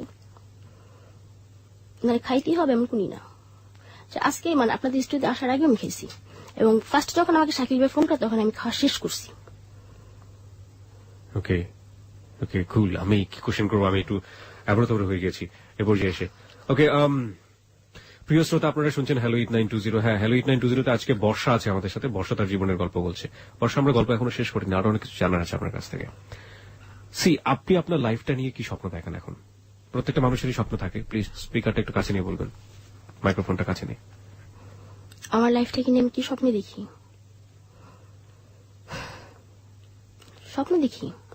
স্বপ্ন দেখতে বারণ নেই, আর এমনও না যে স্বপ্ন দেখতে কিছু লাগবে বা কেউ এসে আমার বাধা দেবে, এই তুই বাজে একটা মেয়ে দিয়ে কেন স্বপ্ন দেখতেছিস। স্বপ্ন দেখি, প্রতিদিন আমি চোখ ভরে স্বপ্ন দেখি যে আমার খুব ভালো একটা বিয়ে হবে, এই তো আমার লাইফটা আমি গোছাবো, এরকম স্বপ্ন আমি দেখি। আপনি কি পারবেন কথা দিতে যে একটা ছেলে আপনাকে সবকিছু মাফ করে দিয়ে আপনাকে নিয়ে সুখী হতে চাইলো, ঘর সংসার করতে চাইলো, সেই ছেলের কোনো একটা আচরণে বা সেই ছেলের কোনো খারাপ আচরণে আপনি পূর্বের লাইফে ফিরে যাবেন না? কখনই না, আগে আমারটা দেখতে হবে যে আমি তো ছিলাম এক সময়, সে না একটা করছে, মাফ করে দিই, সে তো আমার কতগুলো করে দিছে। ওকে, তাহলে আপনি এই লাইফটাকে কেন লিভ করছেন না? আপনি বলছেন যে আপনাকে কেউ একজন এসে আপনাকে হাত ধরে নিয়ে যাবে এখান থেকে, সেটা না হয়ে আপনি নিজে থেকে স্টপ করতে পারেন। নিজে থেকে স্টপ করে আপনি আপনার জায়গাটাতে লম্বা একটা সময় নিয়ে ভালো সময় পার করতে পারেন, তারপরে আপনি অপেক্ষা করেন কারোর জন্য। আপনি সেটা কেন করছেন না? না, আমি যে লম্বা সময় পার করি তা কিন্তু না, এর মধ্যে 6 মাস একদম টোটালি গ্যাপ ছিল। এটা এই সেক্সুয়াল ব্যাপারটা মানে টোটালি গ্যাপ ছিল। হ্যাঁ, ভালো হয়ে যাবো আমি, কিন্তু কই মানে ওই ধরনের কোনো সারা শব্দ, ওই একই ফোন দিতেছে আসো, এই পর্যন্তই। হ্যাঁ, বাবা মার কথা শুনি নাই যে তা না, শুনছি, তাদের কথা শুনছি আমি। আপনার ফ্যামিলি থেকে ট্রাই করেনি আপনাকে বিয়ে দেওয়ার জন্য? আপনার বাবা ট্রাই করেনি? এখনো পর্যন্ত না। আপনার বোনরাও ট্রাই করেনি? কেউ না। আমার যে ছোট বোন, মানে আমার মার পেটে আমরা 2 বোন, তো আমার যে ছোট বোন, ওর কিন্তু বিয়ে হয়েছে কত প্রায় 4-5 বছর হয়ে গেছে, বিয়ে হয়ে গেছে। কিন্তু আমার ফ্যামিলি আজও পর্যন্ত মানে তাদের একটা দায়িত্ব আছে না, থাক ও খারাপ হয়েছে তাতে কি হয়েছে, ওরা গ্রামে নিয়ে বিয়ে দিয়ে দিই, এরকম তাদের ভিতরে কোনো ফিলিংস আমি দেখিনি। মাঝখানে তো একবার চেষ্টা করেছিল, আপনার মা বলেছিল, আপনি তখন জাননি? আমার মায়ের মানে যা করছে শুধু মাই করছে, তারপর দেখা গেছে বাবার কোনো উৎসাহ পায়নি, সেজন্য হয়তো সে সাহস পায়নি। আপনাকে হাজার হাজার মানুষ আজকের স্টোরি শুনে গালি দিতে পারে, ইভেন দিচ্ছ অনেকে খারাপ বলবে, খুব বেশি কিছু মানুষ যারা সিম্প্যাথি দেখাবে। আপনার অনেক ক্লায়েন্ট আজকে এই গল্পটা শুনেছে, তারা লজ্জায় মুখ ঢাকবে, তাতে সবার উদ্দেশ্যে আপনার কি বলার আছে? সবকিছু মিলিয়ে শ্রোতাদেরকে আপনার কি বলার আছে? সবকিছু আমার সেই ক্লায়েন্ট দেখে না, শুধু ক্লায়েন্টদেরকে না, ক্লায়েন্টদের সবকিছু আমি পার্টিকুলারলি আলাদা করে শুনবো। তার আগে আপনি আমাকে বলেন তো, আপনি হ্যালো 8920 কেন আসলেন? কেন আসলাম মানে আমি যেদিন ফার্স্ট এইটার গল্পটা শুনি, মানে সেদিন মানে রবিন নামে একটা ছেলে আসছিল আপনাদের স্টুডিওতে, ছেলেটা 2টা বিয়ে করছিল, মানে ওইটাই মানে ই করতেছিল, সে শেয়ার করতেছিল। মানে একটা পর্যায়ে আপনি তাকে পাগল বলছিলেন, যে আপনি আসলে একটা পাগল, মানে সবকিছু মিলে আপনি একটা পাগল, এটা তারা বলছিলেন।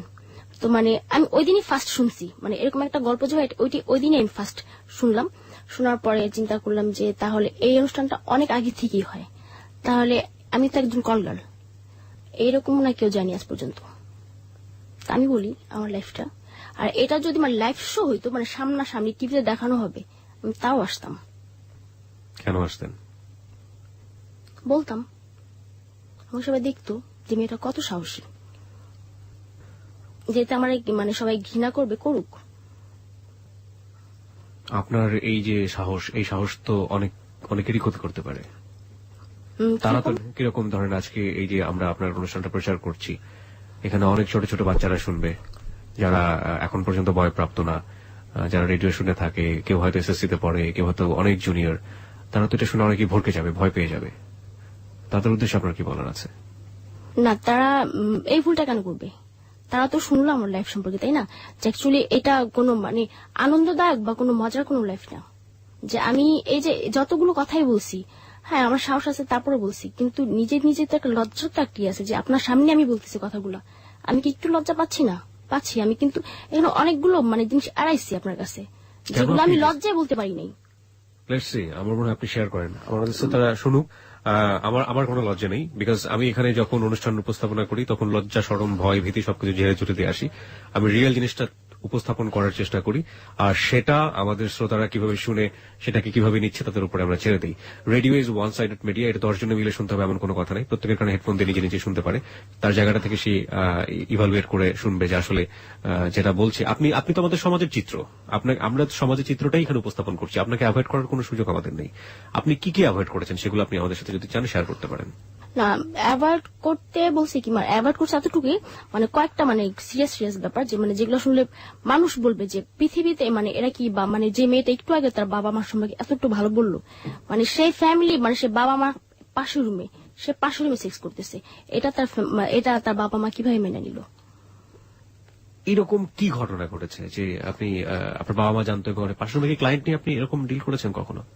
ক্লায়েন্ট আনতো হচ্ছে গিয়ে সে আমার স্টেপ মাদার, যে সে ক্লায়েন্ট আনতো।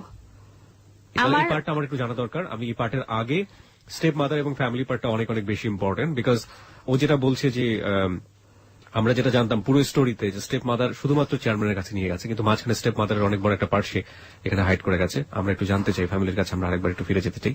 সংবাদের পরপরই আমরা ফিরে আসবো। ফিরে আসার পর আমরা আজকের এই গল্প খুব ছোট করে শেষ করে দিব। সেখানে যদি আপনাদের কিছু বলার থাকে আপনারা বলতে পারেন। আর এই মুহূর্তে যারা ফেসবুকে রয়েছেন, যারা বর্ষাকে নিয়ে বিরূপ কোনো মন্তব্য করছেন, তাদের সবাইকে আমরা রিকোয়েস্ট করব, please do not do that, respect this girl.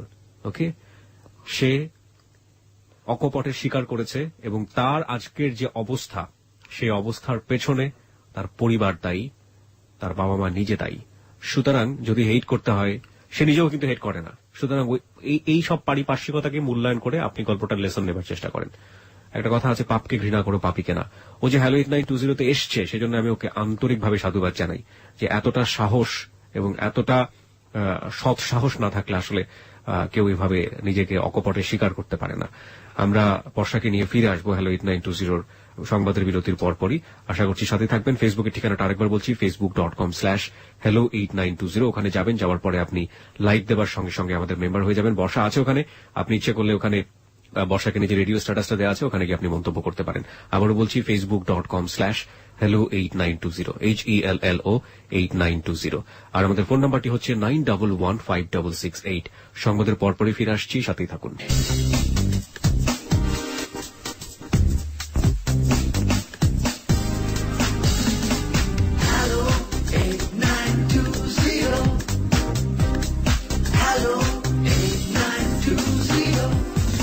সংবাদের বিরতির পর আমরা আবারও ফিরে এসেছি হ্যালো 8920-তে। আপনি শুনছেন এবিসি রেডিও। কিবরিয়া আপনার সঙ্গে আছে এবং কিবরিয়াকে এবং লাখো শ্রোতাকে আজকে সাহস নিয়ে অকপটে বর্ষা তার জীবনের কাহিনী বলে যাচ্ছে। বর্ষা সংবাদের আগে বলেছিল একটা পার্ট আছে, কিছু পার্ট আছে সে আমাদের এখানে হাইড করেছে। বর্ষা যে সাহসটা দেখিয়েছে, তারপর আসলে হাইড করার কিছুই থাকে না। বর্ষাকে আমরা বলেছি যে আপনি বলুন আপনার যে পার্টটাকে আপনি হাইড করেছেন, সে পার্টটা আমাদের সামনে বলুন, আমরা একটু জানতে চাই। তার আগে বলে দিই, আমাদের ফেসবুকে আপনি মেম্বার হতে পারেন হ্যালো 8920। আমাদের ফেসবুকের ঠিকানা হচ্ছে facebook.com/hello8920। ওখানে বর্ষাকে নিয়ে একটু রেডিও স্ট্যাটাস দেওয়া আছে, আপনি চাইলে বর্ষাকে যে কোনো প্রশ্ন এবং মন্তব্য করতে পারেন। আর যারা অশালীন প্রশ্ন এবং মন্তব্য করবেন তাদেরকে এই পেজ থেকে সম্পূর্ণরূপে ব্লক করে দেওয়া হবে। সুতরাং আমি সবাইকে রিকোয়েস্ট করছি, হ্যালো 8920 যারা মেম্বার আছেন তারা প্লিজ কোনোভাবেই অতিথিকে অসম্মান করা হয় এরকম কোন আচরণ করবেন না। প্রত্যেকেরই জীবন প্রত্যেকের জায়গাতে অনেক বেশি মূল্যবান। প্লিজ দয়া করে এমন কোন আচরণ করবেন না ফেসবুকের এই পেজটিতে, কারণ আপনার আইডি দিয়ে, আপনার আইডি কিন্তু আপনার পরিচয়, আপনার আইডিতে আপনি যেটা লিখছেন সেখানে ওখানে হাজার হাজার মানুষ দেখছে, লাখ লাখ মানুষ দেখছে। সুতরাং এমন কোন আচরণ করবেন না, এমন কিছু লিখবেন না যাতে আমরা বাধ্য হয়ে আপনাকে ব্লক করে দেবার জন্য। প্লিজ, আমরা সবাইকে নিয়ে থাকতে চাই। ওখানে দয়া করে এমন কোন কমেন্টস, এমন কোন বাজে কোনো মন্তব্য করবেন না। গঠনমূলক আলোচনা করুন, গঠনমূলক সমালোচনা করুন। আপনি ঘটনার পেছনের ঘটনাকে নিয়ে ভাবার চেষ্টা করুন প্লিজ। বর্ষা মূলত লাখো মানুষের উপকার করে দিয়ে যাচ্ছে আজকে। বর্ষা তার নিজের জীবনের ঘটনা বলে প্রমাণ করে দিয়ে যাচ্ছে যে সে আসলে ভালো চায়। বর্ষার মতো আর কেউ না হোক, বর্ষা সেটা নিশ্চয়ই চায়, যে জন্যই মূলত বর্ষা এখানে এসছে। যাই হোক, আমরা বর্ষার যে পার্টটায় বর্ষা হাইড করেছে সেটা আমরা জানবো। আর ফেসবুকের ঠিকানাটা আমি আবারও বলছি, facebook.com/HELLO8920, facebook.com/hello8920। ওখানে গিয়ে লাইক দেবার সঙ্গে সঙ্গে আপনি হ্যালো 8920 মেম্বার হয়ে যাবেন। আর আমাদের ফোন নাম্বারটি হচ্ছে 91156668। ওখানে ফোন করুন। ফোন করার পর আপনার নাম, আপনার সেল নাম্বারটি স্পষ্ট করে বলুন, তারপরে বলুন আপনার যা বলার আছে। আমরা অবশ্যই আপনার সঙ্গে যোগাযোগ করব। বর্ষা, আমরা সংবাদের আগে বলছিলেন যে কিছু কিছু বিষয় আপনি আমাদেরকে বলেননি। আসলে আপনি আপনার জীবনটাকে যতটা স্পষ্ট করে তুলে ধরেছেন, তারপরে আর গোপন করার কি বা থাকে? আপনি অকপটে কেন বলতে চাচ্ছেন, এটা হচ্ছে গিয়ে যে তাহলে মানে ফ্যামিলির প্রতি, বাবা মার প্রতি ছেলে মেয়েদের একটা ওই ঘৃণা চলে আসবে যে বাবা মা এতটা খারাপ কিভাবে হয়। নিশ্চয়ই পৃথিবীর সকল বাবা মা এরকম নন। আমি এমনও দেখছি যে নিজের মেয়েকে শুধু 500 টাকার বিনিময়ে আমার কাছে নিয়ে আসছে যে আমার 500 টাকা তো তুমি ওরে দিয়ে দিও একটা যে কোনো ছেলের কাছে। ও মাই গড, মানে আপনাদের এরিনাতে এটা হয়? হ্যাঁ, মানে এটা আমি নিজের চোখে আমার দেখা। মানে আপনি বলছেন যে ফিজিক্যালি যে ব্যবসাটা বা আছে সেখানে বাবা মারাও অনেক বেশি ইনভলভ থাকেন। আপনার ক্ষেত্রে কি হয়েছে? আপনি স্টেপ মমকে নিয়ে কিছু একটা বলছিলেন। আমার ক্ষেত্রে সে তো প্রথমে যে চেয়ারম্যানের কাছে দিছে, তারপরে মানে যখন দেখছে যে আমি অহরহ এটা করতেছি, সবাই জানতেছি করতে, তখন সে বলল যে রাস্তা রাস্তা না নিজে বাসায় তো করতে পারিস। বাসায় ক্লায়েন্টন, তুই অন্য জায়গায় যাচ্ছিস বা অন্য একটা বাসায় নিয়ে গেলে সেখানে ফ্ল্যাট ভাড়া তো তোর দিতে হয়। তো এরকম মানে করছি। আমার বাবা মা 500 রুমে বসা, আমি 500 রুমে ক্লায়েন্ট নিয়ে সেক্স করতেছি। মানে এই তখন মানে বাবা মার সামনে এসে দাঁড়ানো যে একটা মেয়ের জন্য কতটা মানে লজ্জাজনক। আর আমি যখন এই লাইফটাতে জড়ায় পড়ছি মানে সেই থেকে আজও পর্যন্ত আমার বাবার সাথে, যদি আমার মাকে কখনো ফোন দিছি, বাবা যদিও রিসিভ করছে, মা কই, মার কাছে দাও, এ পর্যন্তই। আজকে মানে আমার মা মারা যাওয়ার পরে বাবা ফোন দিছে আমাকে ঢাকাতে আসার পর, কিন্তু আমি ফোন রিসিভ করিনি। কিন্তু আজকে সে কয়েকবার ফোন দেওয়ার পর আমি ফোনটা রিসিভ করছি। রিসিভ করার পর বলতেছে তোর ফোন দিলে ফোন রিসিভ করিস না কেন? বললাম যে এমনি একটু ব্যস্ত থাকি তো এই জন্য। তখন আজকে আমার বাবা বললো আমাকে যে ভালো হয়ে যা, যে আগে তো তোর একজন ছিল তোর গাইড, তোর খারাপ জানলো, তারপর তোরে বলছে যত খারাপই করছিস, তারপরে তোর একটাই দিছে, এখন কিন্তু বলার মতো তোর কাছে তোর আর কেউ নেই। আমি আছি না থাকার মতোই, যে একটা মা যতটা দেখে রাখতো বা দেখে রাখছে তোরে, আমি পারবো না, এখনো সময় আছে, চেঞ্জ হয়ে যা তুই। আচ্ছা, এবার বলেন যে আপনার হ্যালো 8920 যারা শ্রোতা রয়েছে এই মুহূর্তে, তাদেরকে আপনার কি বলার আছে? আপনি আপনার জায়গা থেকে যে কোনো কিছু বলতে পারেন। অ্যাকচুয়ালি মানে অনেকে ভাবতে পারে যে হয়তো আমি এই লাইফটাতে খুব সুখে আছি বা হ্যাপি এনজয় করতেছি। অ্যাকচুয়ালি না, আমি মোটেও হ্যাপি না। আমারও মিশতে ইচ্ছা করে সবার সাথে, মানে আমার ফ্যামিলি 8-10টা আরো যে আমার বোন আছে এদের সাথে মিশতে ইচ্ছা করে, কিন্তু শুধু একটা কারণে আমি মিশি না, যে হয়তো ওরা জানবে বা দেখা গেছে যে আমার সংস্পর্শে এসে সেও নষ্ট হতে পারে, তখন আজীবন আমারই দায়ী করবে। আমার ইচ্ছে করে 8-10 মেয়ের মতো চলতে, 8-10 মতো সংসার করতে। পরে যেগুলো করছি, হ্যাঁ প্রথমগুলো আমার ফ্যামিলির ভুল, কিন্তু পরে নিজেই আমি ভুল করছি। মানে এই ভুলটা যাতে কেউ না করে, যে ফ্যামিলি যদি কোনো ভুল করেই থাকে এটা শুধরানোর পরে সে যাতে কোনো ভুল না করে, যে পরে যেগুলো করছি আমি ইচ্ছা করি সেটা তো অবশ্যই আমার ভুল, এটা যাতে কেউ না করে। আপনি তো চাইলে এখনো শুধরাতে পারেন। পারি তো কেন আপনি করছেন না? কেন করছি না? আমি যদি এটা এখন বন্ধ করে দিই, আমি এখন আছি আমার যে আমার সৎবোন আছে এর বাসায়, আর ও এমন একটা পার্সন যে ওর বাসাতে আমার একবেলা খাইতে হইলে সেখানে টাকাটা দিতে হবে, আর এটা আমি এখন বন্ধ করে দিলে আমি সে টাকাটা কোথায় পাবো? কে দিবে টাকাটা আমাকে? যারা আমার সাথে সেক্স করছে তারা কিন্তু 100 টাকা আমাকে এমনি দিবে না, সেক্সের বিনিময়ে তারপর আমাকে টাকাটা দেবে তারা। তো এই টাকাটা কে দিবে? আপনি দিবেন? আরেকজন দেবে না। যদিও আমি ভালো হইতে চাই, আমার আশেপাশে যে লোকগুলো তারাই আমাকে ভালো দিবে না। ওকে, where there is a will there is a way. ইচ্ছা থাকলে নিশ্চয়ই উপায় হয়। আপনি 4 বছর ধরে একটা জায়গায় থেমে আছেন, আমার জায়গা থেকে আমি একটা জিনিস বুঝতে পারছি। আপনি একেবারে রাতারাতি চেঞ্জ হয়ে যাবেন সেটা সম্ভব না। আপনার ভালো হওয়ার ইচ্ছা মনের মধ্যে আছে, সেটাই হচ্ছে আপনার জীবনী শক্তি। আমি আপনাকে মোটেও উপদেশ দিচ্ছি না, বন্ধু হিসেবে আমার কাছে যেটা মনে হয়েছে আমি সেটা বলার চেষ্টা করছি। আপনি একবারে ভালো না হন, আপনি যে টাকাটা এখন রোজগার করছেন, আমি বলছি না যে আপনি রাতারাতি চেঞ্জ হয়ে যাবেন। যদি একজন মানুষ এসে আপনাকে, একজন সত্যি সত্যি একজন ভালো মানুষ এসে যদি আজকে হ্যালো 8920 কোন শ্রোতা যদি এসে আপনাকে কোনো হেল্প করতে চায় এবং সে যদি তার মোটো নিয়ে যদি ভালো জায়গাটা থেকে হেল্প করতে চায়, সেটা অন্য একটা ব্যাপার। বা আপনার প্রতিবেশী যদি একটা ভালো জায়গা থেকে আজকে রাতারাতি আপনার একটা পরিবর্তন দেখাতে চায়, সেটা অন্য একটা ব্যাপার। কিন্তু আমি যদি আপনার জায়গাটাই ধরি, আপনি যে টাকা আজকে এখন রোজগার করছেন 50,000 is a big amount of money.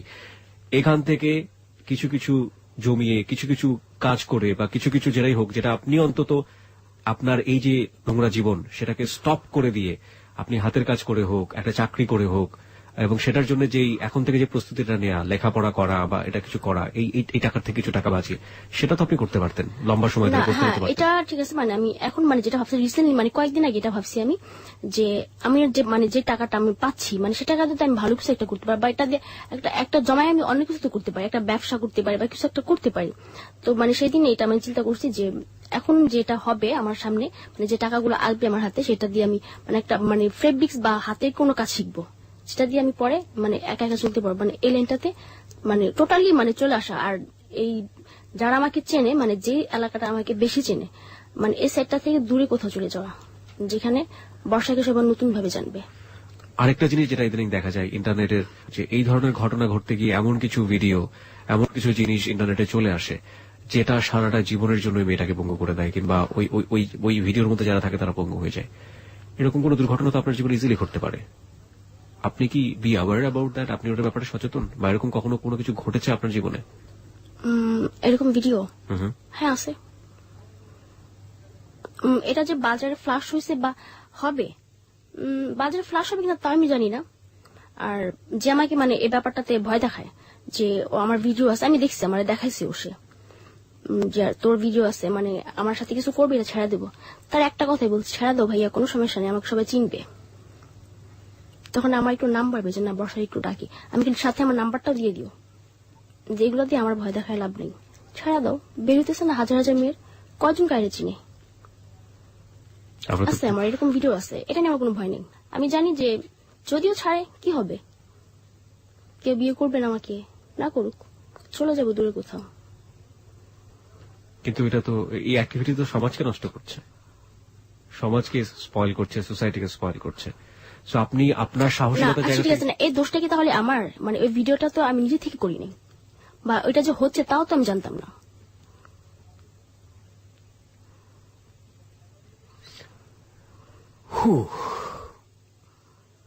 আমার কাছে কিন্তু যে ভিডিওটা করছে এই কি হবে? আচ্ছা, আপনার একটু লেভেলটা বুঝতে চাই। আপনি এই যে এই জগৎটাতে আপনি আছেন অনেকদিন ধরে, কোন ধরনের, আপনি হাই সোসাইটির কথা বারবার বলছিলেন, কোন ধরনের মানুষ পর্যন্ত আপনি রিচ করতে পেরেছেন, যদি হাই সোসাইটির একেবারে আপার লেভেল পর্যন্ত বলেন? মন্ত্রী বলতে গেছি, নাম বলতে চাচ্ছি না, ওই পর্যন্ত গেছি। মন্ত্রী পর্যন্ত গেছেন আপনি? মানে মন্ত্রীরাও? ওকে ওকে, আপনি আমার থেকে যেভাবে দেখাচ্ছেন মনে হচ্ছে আপনি এমন হচ্ছে কিবরিয়া তুমি কিছুই জানো না। ইনফ্যাক্ট আমি কিছু জানি না এসব ব্যাপারে। এটা অবশ্যই যে কিছুই জানেন না, কারণ আপনি বর্ষা না, বর্ষা আমি। ওকে, আপনি হচ্ছেন কিবরিয়া, তো আপনি কিভাবে জানবেন কারা যাচ্ছে এটার মধ্যে?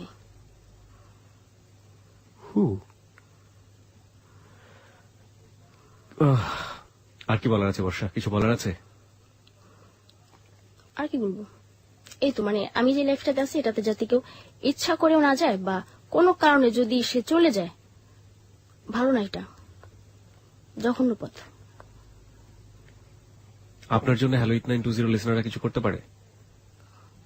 কেউ আসবে না। আজকে আপনার কাছে আমি বলে গেলাম যে এই ব্যাপারে কেউ আসবে না, সবাই বলবে। আর কারণ আমি আছে না, এতটুকু বয়সে না আমি এত এত লোকের সাথে মেলামেশা করছি, একটা লোকের সাথে কথা বলার পরে না আমি বুঝতে পেরেছি কেমন। এখন যদি আমার কেউ বলে না যে এই লাইফটা ছাড়া দাও, তোমার আমি এটা করবো এটা করবো, মানে একটা সময় আমি খুব বিশ্বাস করতাম কথাগুলা, যে হয়তো সে করবে, আশায় থাকতাম দেখি কিছু করে কিনা আমার জন্য। কিন্তু এখন যদি কেউ বলে না, মানে এত হাসি পায় তখন। আর তখন বলি যে এই কথাগুলো আছে না, শুনতে শুনতে আমার মুখস্থ হয়ে গেছে, প্লিজ এগুলো আমার বলবেন না। যদি পারেন যেদিন করবেন করে দেখায় বলবেন যে আজকে করছি তোমার জন্য এটা আমি। কিন্তু এই যে মানে যে পর্যন্ত আমার সাথে বেডে শোয়াছেন এই পর্যন্তই বলতেছেন, শেষ কাজ আর মনে নেই বসার কথা, আবার মনে পড়ছে তখন আবার ডাকছেন। আমাদের হ্যালো 8920 এর গল্পটা এখানেই শেষ। আজকে আমাদের সঙ্গে ছিল বর্ষা। বর্ষা সম্পর্কে মন্তব্য করার ধৃষ্টতা, সাহস কোনটাই আমার নেই। আজকের শোটা শুরু থেকে শেষ পর্যন্ত আমার কাছে আমি অনুভূতিলেস, আমি একেবারে অনুভূতি নেই, আমি পাথর হয়ে যাওয়ার মতো। আমি ঠিক জানি না যে আমাদের শ্রোতারা কিভাবে নিয়েছেন। This track was downloaded from FusionBD.com. আমরা বলিউডে অনেক ছবি দেখেছি, কলগাল শব্দটা আজকে ওর মুখ থেকে এসছে। কলগালদের নিয়ে ছবি হয়েছে, নাটক হয়েছে, বহুত কিছু হয়েছে, কিন্তু একজন জীবন্ত মানুষ যে তার জীবনের কোনো নাটক না, কোনো সিনেমা না, কোনো মুভি না, কোনো কিছু থেকে নিয়ে না, একদম সরাসরি নিজের জীবনের অনুভূতিগুলো আজকে আমাদেরকে শেয়ার করে গেছে, একেবারে ডেডলি ডেয়ার যেটাকে বলে, অকপটে লাখো মানুষের সামনে।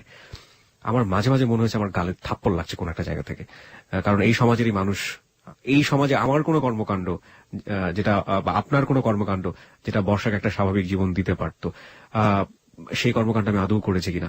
যাই হোক, বর্ষা যে কথাটা লাস্টে বলেছে যে কেউ দিবে না আপনাকে, লাখো মানুষ শুনেছে না, কেউ দিবে না, আমি আসলে সেভাবে বলতে চাই না। আমি অনেক আশাবাদী একজন মানুষ, নিশ্চয়ই ভালো না কেউ অবশ্যই লুকিয়ে আছেন।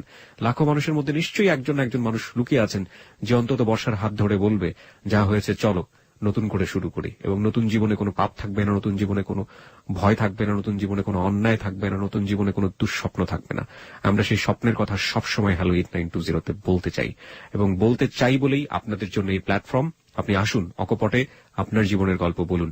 আপনার জীবনের গল্পের মধ্যে আমাদের কোনো অ্যাডভাইস থাকবে না, কারণ বর্ষা জানে তার জীবনে ভালো কি মন্দ কি, এবং বর্ষার গল্প আজকে যারা শুনেছেন তারাও জানেন যে তাদের জীবনে বর্ষাকে আপনারা কিভাবে মূল্যায়ন করবেন, কোন কাজে লাগাবেন, কোন কাজে লাগাবেন না। সুতরাং নতুন করে এখানে পরামর্শ দেওয়ার মতো কিছু নেই। শুধু শেষ বেলাতে একটা কথা বলার আছে, যারা এখানে জীবনের গল্প বলতে আসে আপনাদের হাতে পায়ে ধরে অনুরোধ, please please please do respect them. তারা এখানে কেউ সেলিব্রিটি হতে আসে না, তারা আপনার কাছ থেকে লাখ টাকার মালিক হতে আসে না, কিচ্ছু পেতে আসে না, শুধু মনের কথাগুলো মন খুলে বলতে আসে। Please do not respect them. আমরা বর্ষারকে নিয়ে যে সব কমেন্টস এসছে ফেসবুকে, স্ট্যাটাসে যে রেডিও স্ট্যাটাসে দেওয়া ছিল, ওগুলো নিয়ে আমরা একটু পরেই ফিরছি। এখানে ভালো থাকবেন, আমরা সেটাই আশা করি। অনেক অনেক কমেন্টস এসছে। হৃদয় খান লিখেছে, কিবরিয়া ভাই, মানুষ কত নোংরা হতে পারে তা বর্ষাপুর আঙ্কেলের কথা না শুনলে বোঝা যায় না। একদমই ঠিক বলেছেন, আমিও খানিকটা ভরকে গিয়েছিলাম। কাজী মিতু লিখেছে, কিবরিয়া ভাই, মানুষ এত নরপিচাস। শামীম সুলতান লিখেছে, বর্ষার আন্টি কি, এই ধরনের অনেক কমেন্টস। বোনের মেয়ে মানে তো নিজের মেয়ে, যারা এই অনুষ্ঠান শুনছেন তারা কেউ বর্ষার মতো ঘটাবেন না। আমরা হ্যালো 8920 প্রচার কেন করি, এটার পেছনে মূলত একটা উদ্দেশ্য আছে। সেটা হচ্ছে যে হ্যালো 8920 ঘটে যাওয়া জীবনের গল্প শুনে আপনি যদি আপনার জীবনটাকে সুন্দর করতে পারেন, আপনি যদি এই যে একজন যে বর্ষা ভুল করেছে, সে কিন্তু বলেছে প্রথম ভুলটা তার পরিবার করেছে এবং দ্বিতীয় ভুলটা সে নিজে করেছে, এই ভুলগুলো যেন আপনার জীবনে না হয় কিংবা আপনার বন্ধুর জীবনে যেন না হয়, সেজন্যই মূলত হ্যালো 8920 অনুষ্ঠান। এবং এটা শোনার পরে যদি একজন মানুষের সচেতন হন, তাহলেই হ্যালো 8920 সার্থকতা। শরীফুল ইসলাম লিখেছে, এরা কি মানুষ, আমাদের সমাজে কত কিছুই না ঘটে, তার খবর কি আমরা রাখি? একদমই শরীফুল ইসলামের সাথে আমি একমত যে আমাদের সমাজে অনেক কিছু ঘটে যাচ্ছে যেগুলা খবর হয়তো আমরা রাখি না। গোলাম মোস্তফা লিখেছে, alas this is a destroyed of humanity. Faisal Abir লিখেছে, গল্পের এক পর্যায়ে এসে আসলে আমার কণ্ঠ রোধ হয়ে এলো, নরপিচাসগুলো টুকরো টুকরো করে শেষ করে দিল একটা নতুন প্রাণ, ধিক্কার জানাই। নুরুন নবী আপন লিখেছে, আমি এই গল্প শুনে নির্বাক হতবাক, কিছুই বুঝতে পারছি না। হাসান কবির লিখেছে, আসলে শুনছি আর ভাষা হারিয়ে ফেলছি, বিস্মিত হয়ে বলতে হচ্ছে মানুষের জীবন এমন ঘটনাও ঘটতে পারে। আমাদের সমাজে না জানি আরো এমন কত ঘটনা ঘটে যাচ্ছে অবিরত পর্দার অন্তরালে, আর এই সব নরপশুর জন্য জীবনের শুরুটা এলোমেলো হচ্ছে বর্ষার মতো হাজারো মানুষের। শহীদুল ইসলাম লিখেছে, বর্ষা আমাদের বোন, বর্ষার করুণ পরিণতি খুবই কষ্ট দিচ্ছে আমাদেরকে, শুভকামনা বর্ষার জন্য। আব্দুল্লাহিল বাকি লিখেছে, বর্ষার জীবন কাহিনী শুনে আমরা সবাই মর্মাহত। শাহাদত রানা লিখেছে, এইসব মানুষদেরই মানুষ আর জন্ম, এইসব মুখোশধারী, দুঃখিত, এইসব মুখোশধারী মানুষের জন্ম, ভদ্র সমাজ কলঙ্কিত বা এরকম কিছু একটা লিখেছেন। রুস্তম রতন লিখেছে হচ্ছে, নারীরা অসহায়, এটা কি বিধাতার বিধান, প্রশ্নবোধক একটা চিহ্ন। বর্ষার বাবা তার এই পরিণতির জন্য দায়ী। আমরাও সেটাই বলতে চাই, আসলে বর্ষার বাবার মধ্যে এমন কোন অপরাধ ছিল যার জন্য শাস্তিটা তাকে পেতে হয়েছে, কিন্তু মূল কথা হচ্ছে যারা দিল তার এই শাস্তিটা বর্ষার বাবার জন্য তাকে কেন দিবে। রাজ বিশ্বাস লিখেছে, পৃথিবীতে এখনো যে মানুষরূপী নরপিচাস আছে তা আমি আজকে বিশ্বাস করলাম। বর্ষা, আমি তোমাকে কি বলে সান্ত্বনা দেব বুঝতে পারছি না, আমি অনেক কষ্ট পাচ্ছি। জহিরুল ইসলাম লিখেছে, পৃথিবীতে যে সব সম্ভব তা এর প্রমাণ হচ্ছে আজকের গল্প। আব্দুল্লাহ আসাদ লিখেছে, আমার বুক ফেটে কান্না আসছে। শরীফুল ইসলাম লিখেছে, বর্ষা এই পথে আসার জন্য কে দায়ী, সমাজ, রাগ নাকি বাইরের দেশের সংস্কৃতি? বাইরের দেশের সংস্কৃতি এখানে আপনি কিভাবে টেনে নিয়ে আসছেন আমি জানি না।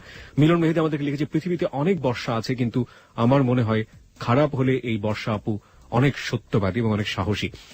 মোহাম্মদ কাজী মিতু আমাদেরকে লিখেছে, আপু তুমি ভালো হয়ে যাও। মিলন মেহেদি লিখেছে, আপু যদি মারা যেত তাহলে আজকে হয়তো তার জীবনের সাথে ঘটে যাওয়া ঘটনাগুলো ঘটতো না, বা ঘটে যাওয়া ঘটনাগুলো আমরা জানতাম না। আর এটাও জানতাম না যে পৃথিবীতে এত জঘন্যতম মানুষ পৃথিবীতে আছে, এত অন্যায় অত্যাচার করেও বুক ফুলিয়ে চলাফেরা করে আমাদের সমাজে। রুহুল মানিক লিখেছে, কিবরিয়া ভাই, আমার মনে হয় বর্ষা এখানে আসছে এখান থেকে ভালো হতে চান। থ্যাঙ্কস বর্ষা তোমার এই দুঃসাহসের জন্য। রাজন পল আমাদেরকে লিখেছে, হাউ প্যাথেটিক, প্রতিটা জীবনের পেছনে যে এত বড় হিস্টোরি থাকে তা জানতাম না। ধিক্কার তোমায়, একটা ভুল যেটা আপনি করেননি সেটার কারণে কেন নিজের প্রতি এত বড় অত্যাচার করলেন? এই প্রশ্নটা আমিও করেছিলাম তাকে। এখনো সময় আছে আপু, please come back, please please, নিজের জন্য না হলে এই দেশের মেয়েদের জন্য ফিরে আসেন। মরিয়ম নিশা লিখেছে, বর্ষা আপু, আপনার আপু তো বলছে আপনাকে স্কুলে অ্যাডমিশন করিয়ে দেবে, তো আপনার লাইফটা নতুন করে শুরু করেন এবং হাজবেন্ডের চিন্তা করে কি হবে, আপনি ভালো হয়ে যান, দেখবেন কেউ না কেউ আপনাকে ঠিকই আপন করে নেবে। এরকম হাজার হাজার কমেন্টস পেয়েছি আমরা, যেগুলো সারা রাত পড়েও আমরা শেষ করতে পারবো না। আপনাদেরকে আন্তরিকভাবে ধন্যবাদ জানাতে চাই এবং একই সাথে বলতে চাই, হ্যালো 8920 হচ্ছে আপনার জীবনের গল্প বলার প্ল্যাটফর্ম। এখানে এসে আমরা আজগুবি কোনো গল্প শুনতে চাই না। এখানে এসে আমরা শুধুমাত্র ভালোবাসা, এখানে এসে শুধুমাত্র হেট স্টোরি, কিংবা এখানে এসে শুধুমাত্র দুঃখের গল্প, এখানে শুধুমাত্র কষ্টের গল্প, সেটা আমরা প্রচার করতে চাই না। আমরা এমন গল্প নিয়ে আসতে চাই যেটা শুনলে আপনার জীবনে ঘটে যাওয়া কোনো ভুল, সেটা থেকে আপনি নিজেকে রোধ করতে পারবেন, কিংবা আপনি ওখান থেকে কিছুটা শিখতে পারবেন, কিংবা আপনার বন্ধুর পাশে এসে আপনি আপনার বন্ধুকে সাজেশন দিতে পারবেন যে এরকম একটা গল্প আমি রেডিওতে শুনেছিলাম, সুতরাং তোমার জীবনটা যেন এরকম না হয়। আমরা কোনো উপদেশ দিই না এবং সচেতনভাবেই আমরা সেটা করে থাকি। গত সপ্তাহে ডালিয়া এসেছিল আমাদের অনুষ্ঠানে। আমরা ডালিয়াকে নিয়ে হাজার হাজার কমেন্টস পেয়েছি, হাজার হাজার ফোন কল পেয়েছি, সেগুলো আমরা শুনবো একটু পরেই। তবে তার আগে আমি আবারও মনে করে দিচ্ছি, হ্যালো 8920 আপনি আপনার জীবনের গল্প বলতে পারেন। আমাদের ফোন নাম্বারটি হচ্ছে 91156668। আমি আবারও বলছি 91156668। ফোন করুন, আপনার সেল নাম্বারটি অবশ্যই স্পষ্ট করে বলবেন, তারপর আপনার যা বলার আছে।